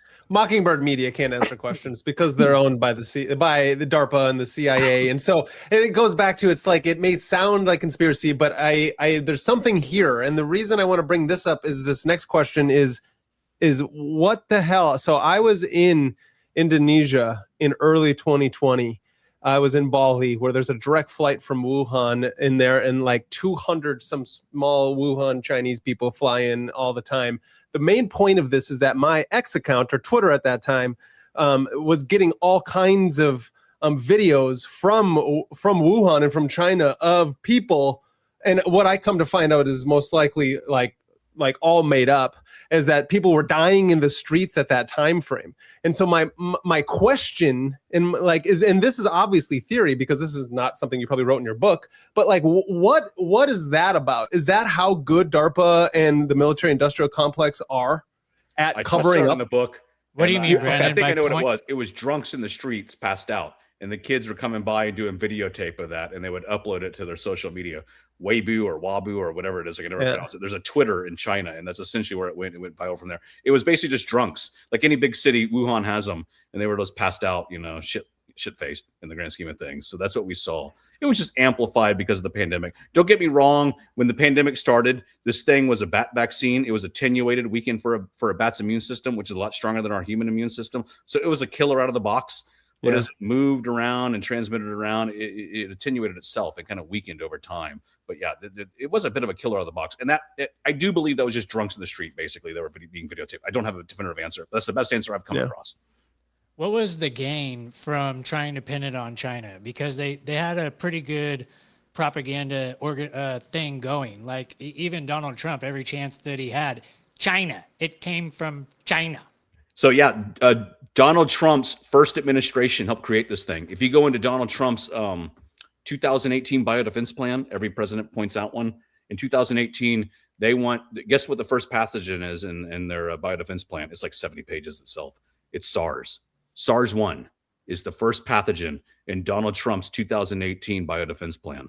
This thing was always on their mind for the reasons you just talked about. China. They were so obsessed with SARS from China that they wanted to go out there and vaccinate bats against SARS-like disease and created SARS-2 in the process. And I guess to bring it back, why is it still being covered up? Well, it's pretty obvious now. The U.S. government doesn't want to admit liability for this thing. So what can happen there? God knows what could happen there in the grand scheme of things. So it's kind of just a, shovel it up and don't care about it. But the people investigating this, are suffering from what I call a Stanley Milgram experiment. That's when the white guy in the white lab coat kind of stands over you and says, push the button and shock your colleague. And 3/4 of the people on the planet, or at least in this experiment, did it. They took the experiment to max voltage. So essentially, Ralph Barrick is Stanley Milgram, this guy in the white lab coat, staring over everybody from this. Milgram's been debunked. And that's basically what's happening right now. We have a theological problem with the people investigating this. They have a very hard issue with the idea that a white man in a white lab coat created this thing and then also covered it up. And to me, I think that makes it one of the greatest stories of all time. To everyone else, they're utterly appalled by it. And George is now being pulled into my world and realizing how few people want to get on board with this accusation, which is based up with, we have a pre-confession of crime. The damn lab leak people on Twitter won't sign the petition or even acknowledge it. They're scared of this guy. Open letter. When they talk about him, they talk about him as if he's a hero. They actually think the guy's like some sort of, angel. It's theological in my opinion. But the way I just want to phrase it as a Stanley Milgram experiment with both, not just random people on Twitter. Let's not pick on them. I'm talking about like members of the U.S. government that are investigating this thing.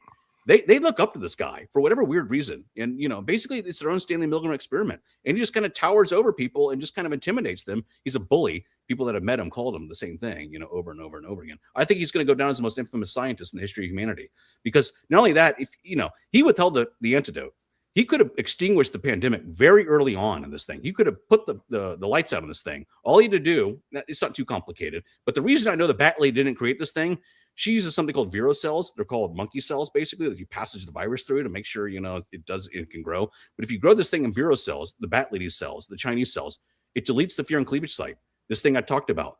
But if you passage it in Ralph Barrick's cells called human epithelial, it preserves, it keeps the fear and cleavage site. So it was biologically impossible for the Bat Lady in Wuhan to have created this thing. Well, Ralph Barrick could have advised every lab on the planet to passage the virus on these vero cells, removing the fear and cleavage site, taking it from this fully bioweapon form, transmissible bat vaccine, and attenuating into a nice, safe human vaccine.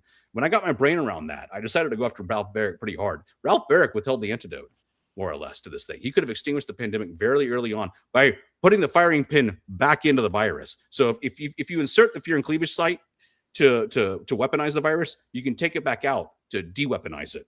And Ralph Barrick withheld that antidote. He could have de-weaponized the virus pretty quickly. Yeah, and then what you do is well, no, and that's why it does feel like a psychological experiment, because if you look at what it did to like just our country alone, like how many people it's like separated and how many people like separated from their family because and said that their family should die if they're not, you know what I mean? Like so many people said so many nasty things and we're just all like, okay, that's what you think about me. That's great. So it was like a psychological experiment. And that's where I'm like, how did they just amp that up then? Once they found it was like a leak, they're like, let's just go full force, amp it up. Let's make it like a psychological experiment. Let's make it everything. Like, it's kind of wild how it amped up. Never let a crisis go to waste. There you go. That's exactly what I was going to say. Yeah, that was it right there. They are all rolling in dough. I mean, Ralph Barrick's got a brand new $100 million lab being built with his name on it until he got fired. Yes, these people live by the phrase, like, when there's blood in the streets, that's when you can profit, even if the blood is your own. So it's profit over everything, And I also wouldn't put it past, like, they're dark occultists, and they want us, I know this isn't a conspiracy show, but they are. There's dark occultists at the highest of the highest positions, and they really don't like people. Yeah, I call that shit floats to the top. You kind of find two kinds of leaders, leaders and shit. Yeah. And Well, and the idea is that if you're in high weights of government, presidents, and all these people, you are a psycho. Like you can't be in those positions without being a psychopath. Now then, man, I used to work in the U.S. Senate. There are plenty of fine people in Senate's Washington. one thing. Well, that's fine. Yeah. That's fine. But Senate's one thing. Bureaucracies. Think in terms of bureaucracies, particularly if you're not an appointee, but the people who rise up over 30 years through those systems. Now, there are plenty of good exceptions. As I said earlier, there's some good bureaucrats out there. The system we'd have already had another true revolution. But I think they begat evil. When you have a group of more than 50 people together and there's nobody there that can fire them, you're in trouble. Yeah, that's exactly it. And these bureaucracies, it's so mundane. I don't think people, and you guys, I appreciate you nodding because you've realized that. I think anybody that does a lot of thinking about it does that.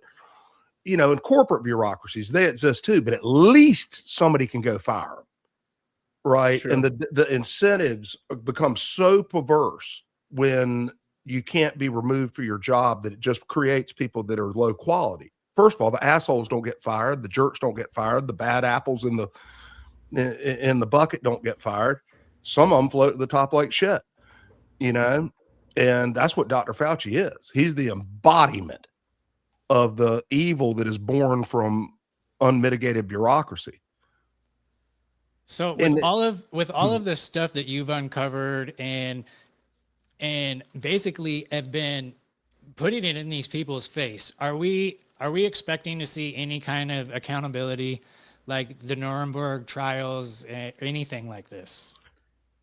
I don't think so. Not from an official level, but maybe from a lower level. Like a state level or a local level. The city of Hamilton, Montana, has a city council meeting every month, and they did more of a trial in Rocky Mountain Lab than the U.S. government ever will. Yeah. So I think if this does happen, it happens from the bottom up, like this. Where you basically CarolinaFlu.org. like George, basically, sable rattling over there in Chapel Hill. It's a mind-to-mind, many-to-many thing. The problem was we needed somebody to go on camera and tell us what happened and accuse somebody of doing this, and that accused would not defend themselves, which is what's happening right now. So the ball is starting to roll. But yeah, the U.S. government's going to cover this up harder than China at this point. I hate to use the word U.S. government because what is it? It's just this cabal of people. Not really. It's just, is it really in your self-interest to dig up, dirt on your own, scientist in the grand scheme of things? No. And it's a bit of a prisoner's dilemma in that regard. So I don't expect a Nuremberg trial. That would be nice. Don't get me wrong. I do.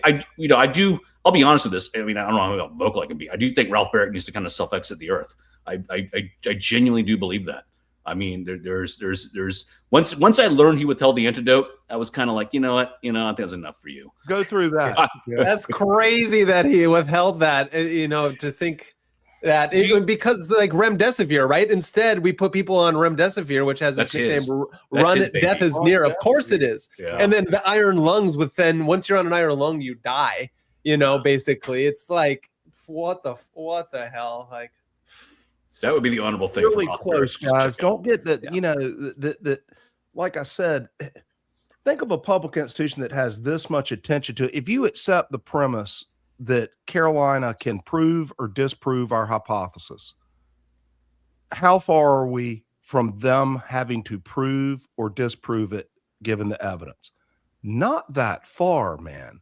How many more times does Carolina have to come up associated with this before people start telling them, the trustees, the board of governors, the legislature, start asking them so many questions that they can't answer them privately without saying we're going to commence an investigation, which is what you always do in these things. Yeah. And generally investigations, they won't investigate it. Investigations are meant to cover things up, but this thing is so fucking self-evident that you almost couldn't investigate it.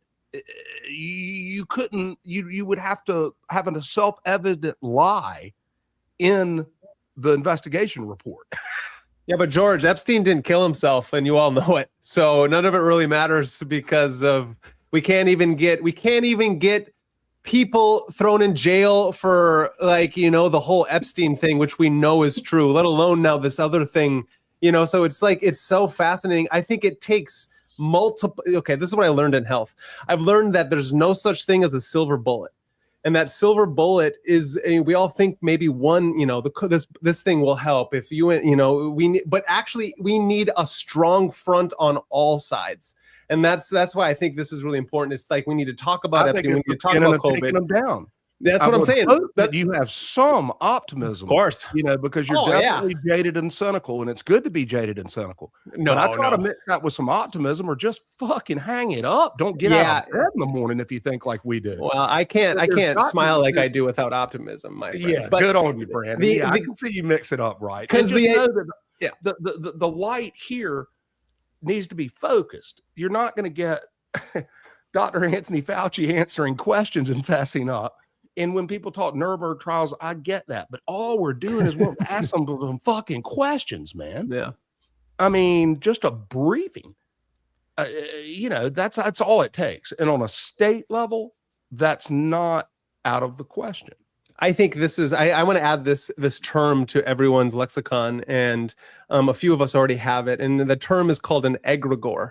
And I think it's a really important term for this whole discussion, because what we're talking about when we're talking about the bureaucracy, the term bureaucracy itself is almost meaningless without the understanding that behind the bureaucracy is an egregore, an autonomous entity that has this power and force behind it, that no matter who enters into it can be taken over by that power and force. And so the idea that I'm getting at is we need to have our own egregore, our own force behind us that comes at it from multiple angles. This angle that you two are coming at is brilliant and genius because it grounds these things in actual time frame and an actual place where we can pick it up and hold it and say, I mean, look at your book was brilliant. Everything you just said is like, okay, now we have a map.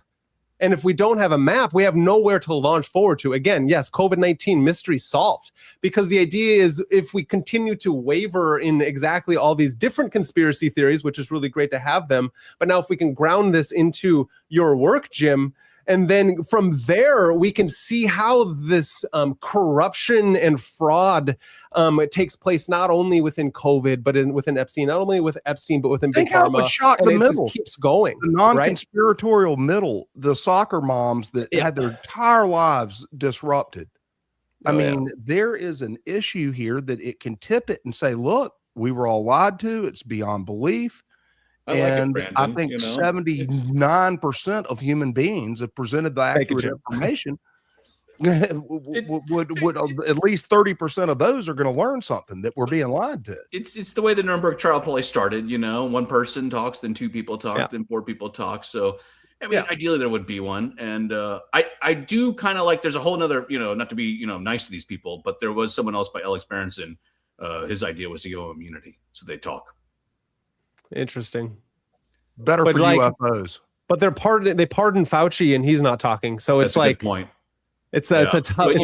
The idea was to give them immunity, and you have to talk about what happened and explain in detail, so we never do that ever again. And that's in the contract. It's a much more civilized option. It's the way out of the prisoner's dilemma. They're in a prisoner's dilemma right now. Yeah. That's a great idea, actually, because they're not going to get held accountable anyway. So why don't we just go ahead and say, you're not going to get in trouble. Just go ahead and tell us what happened. Yeah. So do you think that Barrett was instructed to withhold the remedy? Great question. I don't think so. I think he's just so embarrassed and so full of himself. He wasn't going to give it up. But he listens to what I say. And he's give the U.S. government credit. They asked him to testify twice. The first time he testified, it didn't go well. The second time he testified, you can go read it. The U.S. government's published both transcripts. In the second testimony, he responded to me. And he claimed the fear and cleavage site attenuated the virus. And that's bullshit. The thing weaponized the virus. So he tried to respond to me. This has really hurt him. What I've done is actually, I think once this happened, UNC said, we're done with you. If this is true that you withheld the antidote, we're done with you, Ralph. And they kicked him out. But he's now trying to defend himself that didn't withhold the antidote. I wish I would have put it in the damn book. But when I finished the book, I turned to my editor. I go, he withheld the antidote. And her eyes looked like firing your number one researcher who's just been disbarred. Well, it only dawned on me after I finished the book, but I can't get into the guy's mind, so I don't know the answer. But he did withhold it, and he didn't know it. So he could have de-weaponized the virus and put out the pandemic very early on by removing that thing we call the fear and cleavage site. And so real quick, your viewers don't even need to buy the book. You just got to flip it over to the back cover. And so the front cover has this thing called RATG13 on the top, and it has SARS-2 on the bottom. And so when the Wuhan Institute of Virology, the Chinese scientists, published this, it lined up with this, SARS-2, 100%. It wraps around to the back cover until you get to the very back in the middle. There's a gap. You see the gap right there? That's RATG13 on the top, and that's SARS-2 on the bottom. Well, guess what the gap is? The fear and cleavage site, what we talked about. And then, this amino acid sequence. It's the only reason we talked about this thing as a pandemic, because it's been weaponized, per se, to infect bats, not humans, but in the spillover event, it kind of into us. And people glaze over with the science. Ralph Barrett could have advised labs worldwide to remove this fear and cleavage site by passing the virus on vero cells. It would have removed this thing and gone back to this, and it would have been inert. It would have made a great vaccine for anyone that wanted it. And that's what happened. He withheld the antidote on that. So that's before you even have to read the book. You basically, I can show you it's engineered, because there's a match. You see the match, how it goes along, A, B, B, B, C, C. It's an amino acid match. If you get to the middle, you're like, well, what the fuck is that? That's the fear and cleavage site. The only reason we talk about that pandemic virus is because of that gap right in the middle. And when the Wuhan Institute of Virology, this is how I also know the Chinese didn't do it. When they gave up the natural sequence that made SARS-2 look unnatural, it was given up by the bat lady, the Wuhan Institute of Virology, Xi Zhengli. I think she may go down as one of the bravest women in history. She stood down the Western scientific enterprise, put her cards on the table like she's in Vegas, and she said, here they are. And that's what it was on the top. And when she published it, she sent out a bat signal to all the other virologists, like Christian Anderson over there in the Scripps Institute, who wrote the infamous email to Dr. Fauci, we find the genome inconsistent with expectations from evolutionary theory. And at the bottom, you can see Fauci, it's backwards because of the damn camera. I see it. So that's what Fauci said on January 31st of 2020. And he's up until 3 a.m. covering his tracks. So it was the Chinese scientist that actually published a piece of evidence that made Ralph Barrick's genome look engineered. And when Xi Zhengli, the bat lady, the hero, chapter 13, I think it is, published it. Ralph Barrick wanted her arrested. The white man in the white lab coat on campus of Chapel Hill, North Carolina, wanted the bat lady in Wuhan arrested for giving up the sequence because they had shared it beforehand. She had shared it with them like she had with other sequences. She basically just uploads it to an NIH database. He downloads it, recreates the virus in his own lab. He can do that. Ralph Barrick's so old and fat, he doesn't have to go out there to the Chinese labs to collect the bat samples from the bats. He just has the bat lady go. And that's the money Fauci was sending to Wuhan. The money that they all talked about going to Wuhan was for the bat lady to go out there and do recon work for Ralph Barrick and to collect samples like RATG13. And she did just that. And she uploaded it to the NIH database in 2018. So they're balls deep into this. And when she republished it in January of 2020, she basically exposed Ralph Barrick's fear and cleavage site. The same fear and cleavage site he proposed in the DARPA Diffuse document to introduce. I will introduce this fear and cleavage site into a sample like RATG13, and I'll provide it back to the bat lady for testing on the samples and the one of the bats and the one is virology.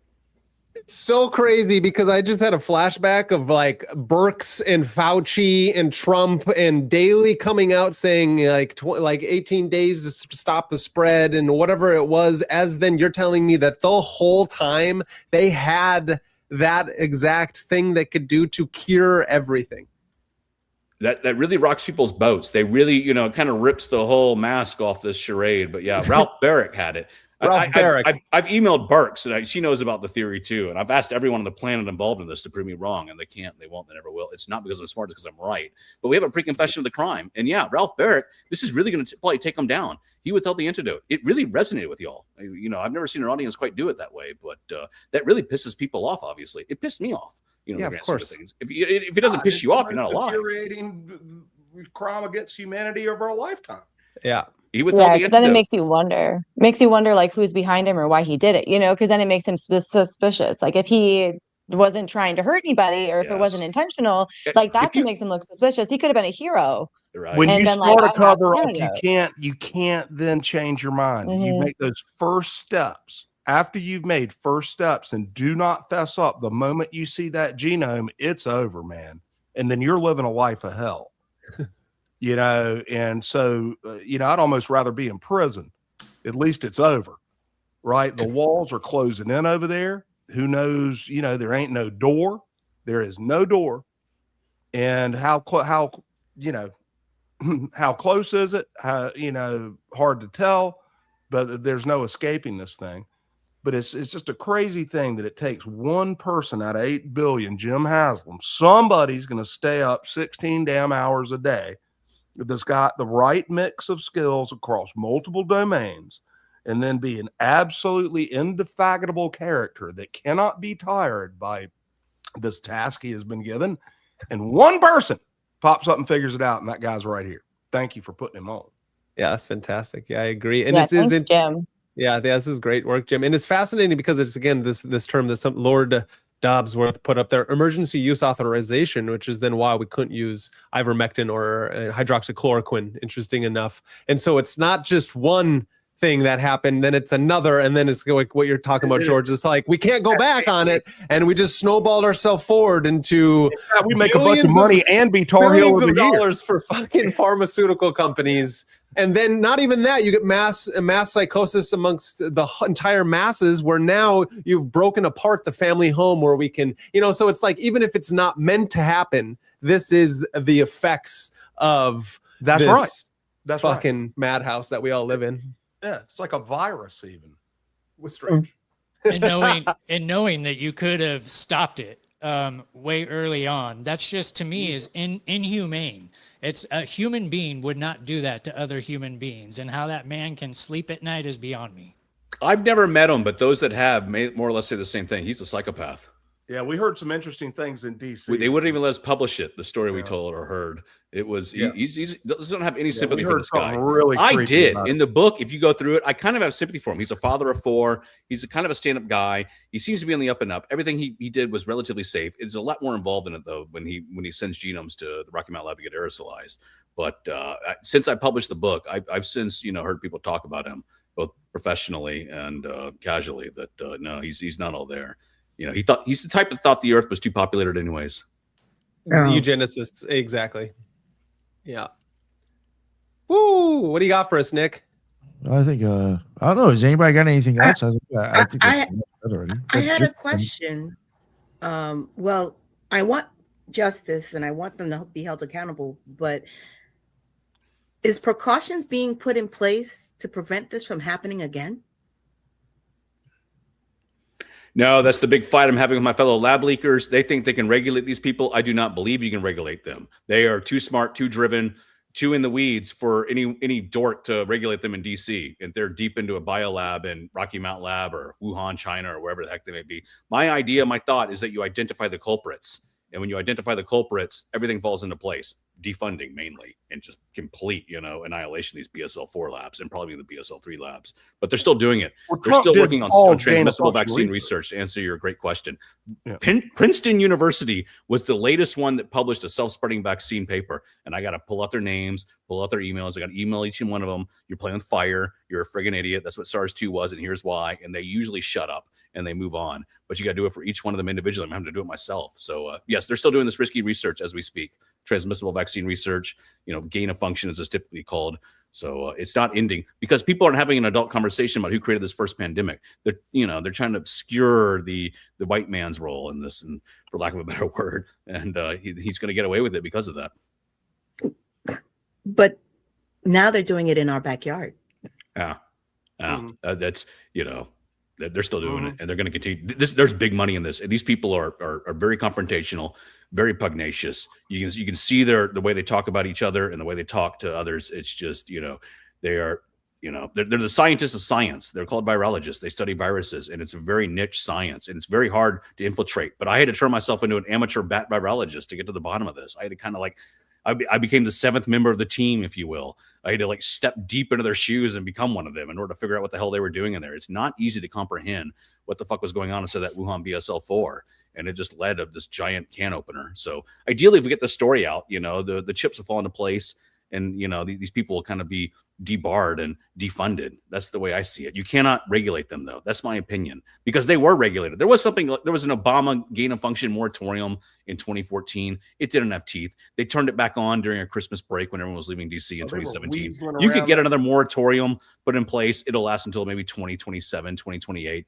They're too driven. There's too much money in this. $14 million, was what they were offered, or what they offered to create SARS-2.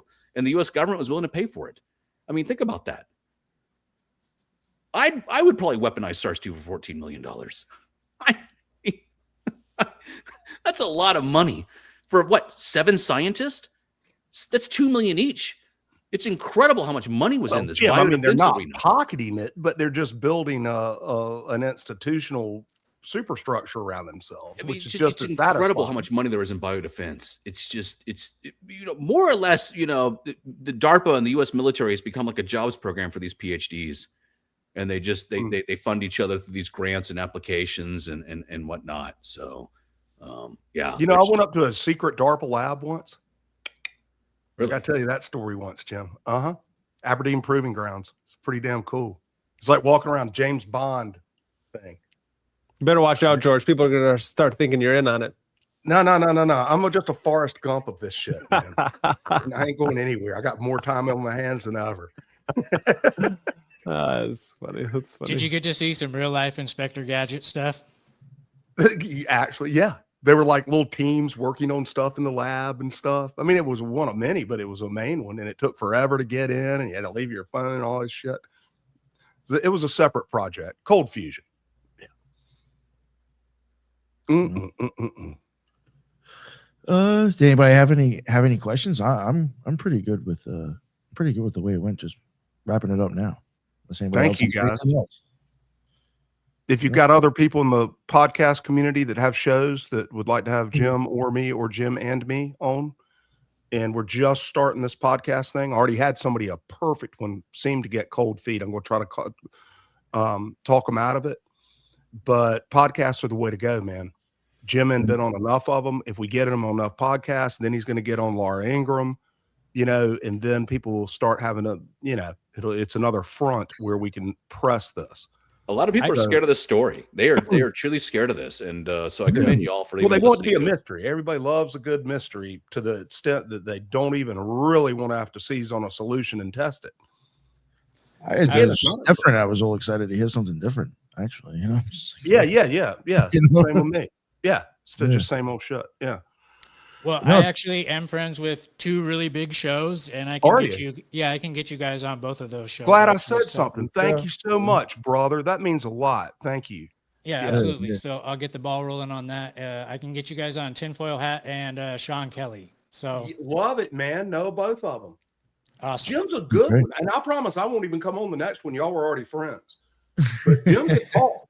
I mean, he's a good as a podcaster myself. He's a good guest.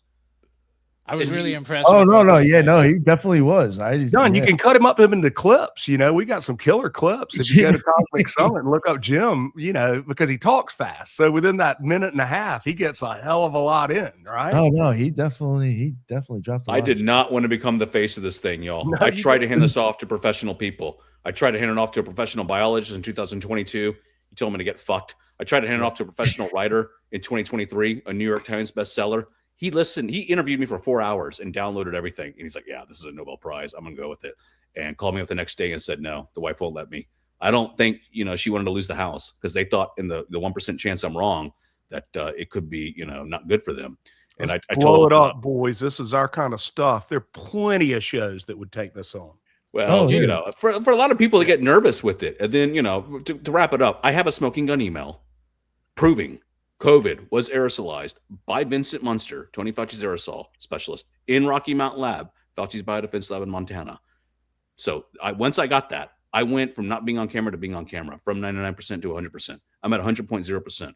So I did not hit publish on the book until I had that smoking gun email. It's a bit in the weeds. I'm not going to get into it here, but it shows the a good transmission one. of SARS-2 in that American lab rat called the Egyptian fruit bat. And it's so infectious. It's so contagious. It almost escaped the lab in What's Colorado Vince to say do the back? test. What's Huh? he say back to the guy? Emails him, and what's he say back? You kind of got to know the whole story, but what? Interesting results. Yeah, Yes. interesting results. Yes, it was Okay. it was a very naive email from one of his colleagues back to him and said, "Hey, these bats I was growing for you in this bat lab in Colorado that I kept shipping you some samples of. Basically, the bats were basically being cratered between Colorado and Montana. They're transmitting SARS-2 efficiently. They're basically the reservoir host. They're showing disease and transmission without. This is after pandemic. Yeah, after the So somebody pandemic. says, "Hey, man, They're look, basically throwing the virus at every lab animal on the planet." And in the FOIA exchange from U.S. Right to Know, they caught the email between the culprit, Vincent Munster, and his naive underling. His name was Tony Shantz in Colorado. And in that email, I put it in front of a virologist. It's called the smoking gun email, or at least it's the way I call it. And once I got that email, I went from 99% to 100. And I never was on camera. And now right I'm up there with Fauci's game on. Email. Yeah, I've even put the email in front of Fauci, and I'm like, "That's game over for you, Fauci." Game off. Oh, that's awesome, dude. You have balls. I love it. He And does have balls. Jim, this is your baby, bro. You put so much blood, sweat, and tears into this. I would hate to see you try to hand it off to somebody. You need to take this to the finish line, man. Thanks for that. And I will, Brad, I guess. Yeah. I've now become the face of this damn thing for better or for worse. George said it best, if you're the only one that knows the details and can talk about it semi-coherently, you're going to wind up being the spokesperson for it. But it would have been better to put a professional scientist in this chair that I'm in. And they're not, it's not going to happen. man. That's the problem. You will not get a professional scientist to talk about this. They're scared shitless. They're I'll scared take the shitless most of me. dogged They're of scared the shitless 8 of this. billion uncredentialed. They're the biggest cowards on the block. They really are. They look all nice and professional and educated in that ivory tower with their white lab coat on. But when it comes to ratting out one of their own, it's probably, from their own perspective, it's probably a suicide career. If not, they have to rely on each other for references, for jobs, for postdocs, for all that stuff. And for one of them to come out and do it would be, just career suicide. So, but yes, one of their own did rat them out. It was just unknowingly. It was a naive email. "Hey, man, this SARS-2 thing is transmitting efficiently. These bats I was providing you. What's up with that?" Okay, I've just looked. Not one additional signature during the live shit. stream. So Gotta all refresh. those people out there, you think just Hit that shit. one person will go to carolinaflu.org. I tell you, Right you can now. be It's because they're one- busy listening, George. They're listening. Yeah, They're going to do it yeah, afterwards. I'm not Have getting down faith, on them. I George. gotta be careful with that. I mean, everybody, but you can sign anonymously too. Gotta And have faith. 1/3 of people are signing anonymously. How pitiful is that? We Not got for those people. somebody signed. We got somebody in the chat's like, they've already signed. Oh, let me refresh. Yeah. Yeah. People are looking for it right now. There you go. It's good to call them out. Go on appoint.org. We got ninja watchers out there. Let's make sure everybody comes out of the darkness and signs this petition. The signature per effect is greater than any damn thing you will ever sign in your life. It was not going to take 10 billion signatures to get Carolina to go, oh shit, man. We need to have an investigation. Nick, you should put it back in the chat, the link. Out of the private. Yeah. Thank you. I don't mean to be a crank, but oh no, I even have it for people listening too. I also have it inside the show notes. Yeah. Okay. Thank you. Okay. And I just signed it while you were talking too. No, it's good that you bring that up, man, because people they get so caught up in listening, like what Brandon said, and so if I don't remind people about certain things that I have going on, they'll be like, "Why did you tell me about it?" I'm like, that's right. So, yeah, and it's a secure, easy, professional process. We're reviewing each of the signatures. It was kind of, I don't know, I guess a compliment that when people started putting in Bilbo Baggins and things like that, somebody was in there messing around with it and had to go put in an authorization thing. But probably Fauci, right? No, he wouldn't do that. It's another signature. Yeah, right. They use dead people to vote for them. So yeah, right.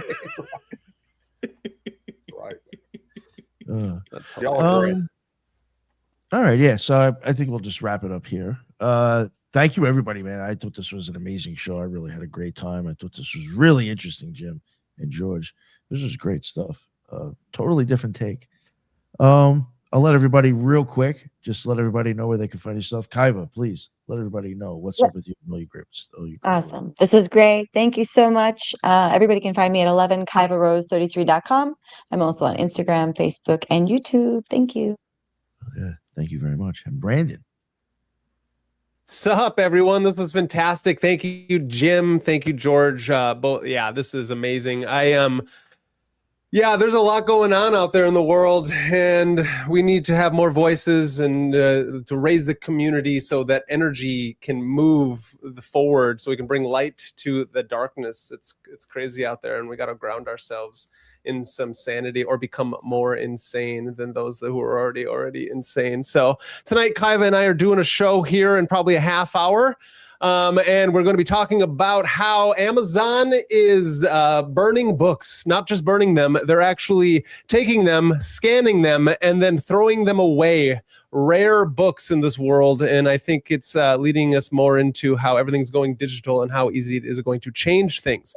Let's say, for instance, for this book that Jim very well put together, and it's got all this information, and now it's just all digital, how easy it is to change those types of things. And so buy actual books. So at 7:30 or in the next half hour, Kaiva and I will be going live on our show tonight and breaking down that as well as much more. You can find me at Magazine the Media. Subscribe, like, and share. And I will be putting all my stuff out on Spotify and Apple here soon. And Nick, it's just crushing it as the Cardinal Electric Head, as you always are, bringing on the best and doing it, and we do it together. So thank you, for real, appreciate it, man. Catalyst, I'm so glad you made it, dude. I'm glad I came in for this one too. I was like, they're gonna hate me, but no, this has been a great episode. You guys can find me at White Rabbit Podcast. I'm on all platforms.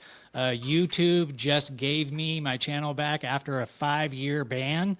And so please go subscribe to my YouTube channel. I just got it back, And so fresh start over there, but usual suspects, Rumble, Apple, all those places you can find me. Just look up White Rabbit Podcast. I'm also the co-host of Trinity of Truth, and that is live every Wednesday on YouTube as well. And just find me on Instagram. And if you want to get a hold of me, my easiest contact to get a hold of me is catalyst@yahoo.com. Awesome. Thank you so much, sir, for real. I'm really glad you made it. And Judith, please, the Loon, let everybody know what's up with you. Thank you for having me, Jim, George. Thank you for the work you're doing. It's actually wonderful. We need to get the word out on this, and everyone else. You can find me on YouTube, X, and Spreaker as the Loon. Awesome. Thank you so much. And George, please, anything you want to promote, mention real quick? Yeah. Well, I've already pushed really hard, cosmicflu.org, of course. But if you want to kind of follow what we're doing at Cosmic Flu, the best place would be my personal X account now, which is Cosmic Tusk at whatever in the hell it is. I don't know, at Cosmic Tusk. I think George Howard bring it up too. And also my Facebook account is I'm kind of documenting this stuff. And then finally, just all the other stuff I'm into is at Cosmic Summit, all platforms. Thank you very much for having us. Oh, of course. Thank you. And Jim, please let everybody know what's up with that book and anything else you want to tell them. Yeah, the book's on Amazon. $20 for the hard copy, 10 for the Kindle. I should lower it, but it's what it is. I'm not going to feel lazy to do that. But the Substack's free. It's Reverse Engineering the Origins of SARS-CoV-2 on Substack. That's where I put out a weekly newsletter, basically. Oh, wow. Of crucifying the people that did this to us. And I get into some gory details in there. And then on Twitter, I'm even more gory there somehow. JHAS5 is where I test out my crazy Jim ideas. has some sharp elbows if you like to see it mix up, man. It is spicy. What was your X account, Jim? JHAS5, J has 5. It's under my name, Jim Haslam. Yeah, I just started following you too, pushing that. Yeah. So it's a bit vile, but I'm a bit vulgar there, and they haven't censored me because of it. So thank God for that. So we'll keep tweeting until they take that away from me. Yeah. Nice.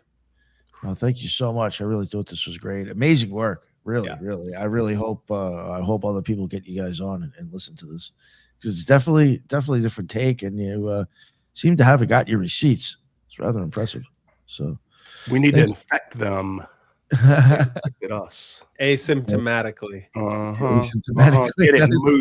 Get it moving. Yep. Everybody, thank you here for making the show. I thought it was awesome. Everybody in the chat, that's what's up. Thank you for showing up. Thank you for the questions. Thank you for the comments. That's why we go live. And that's the end of this one. And until the next one, everybody be well. Later.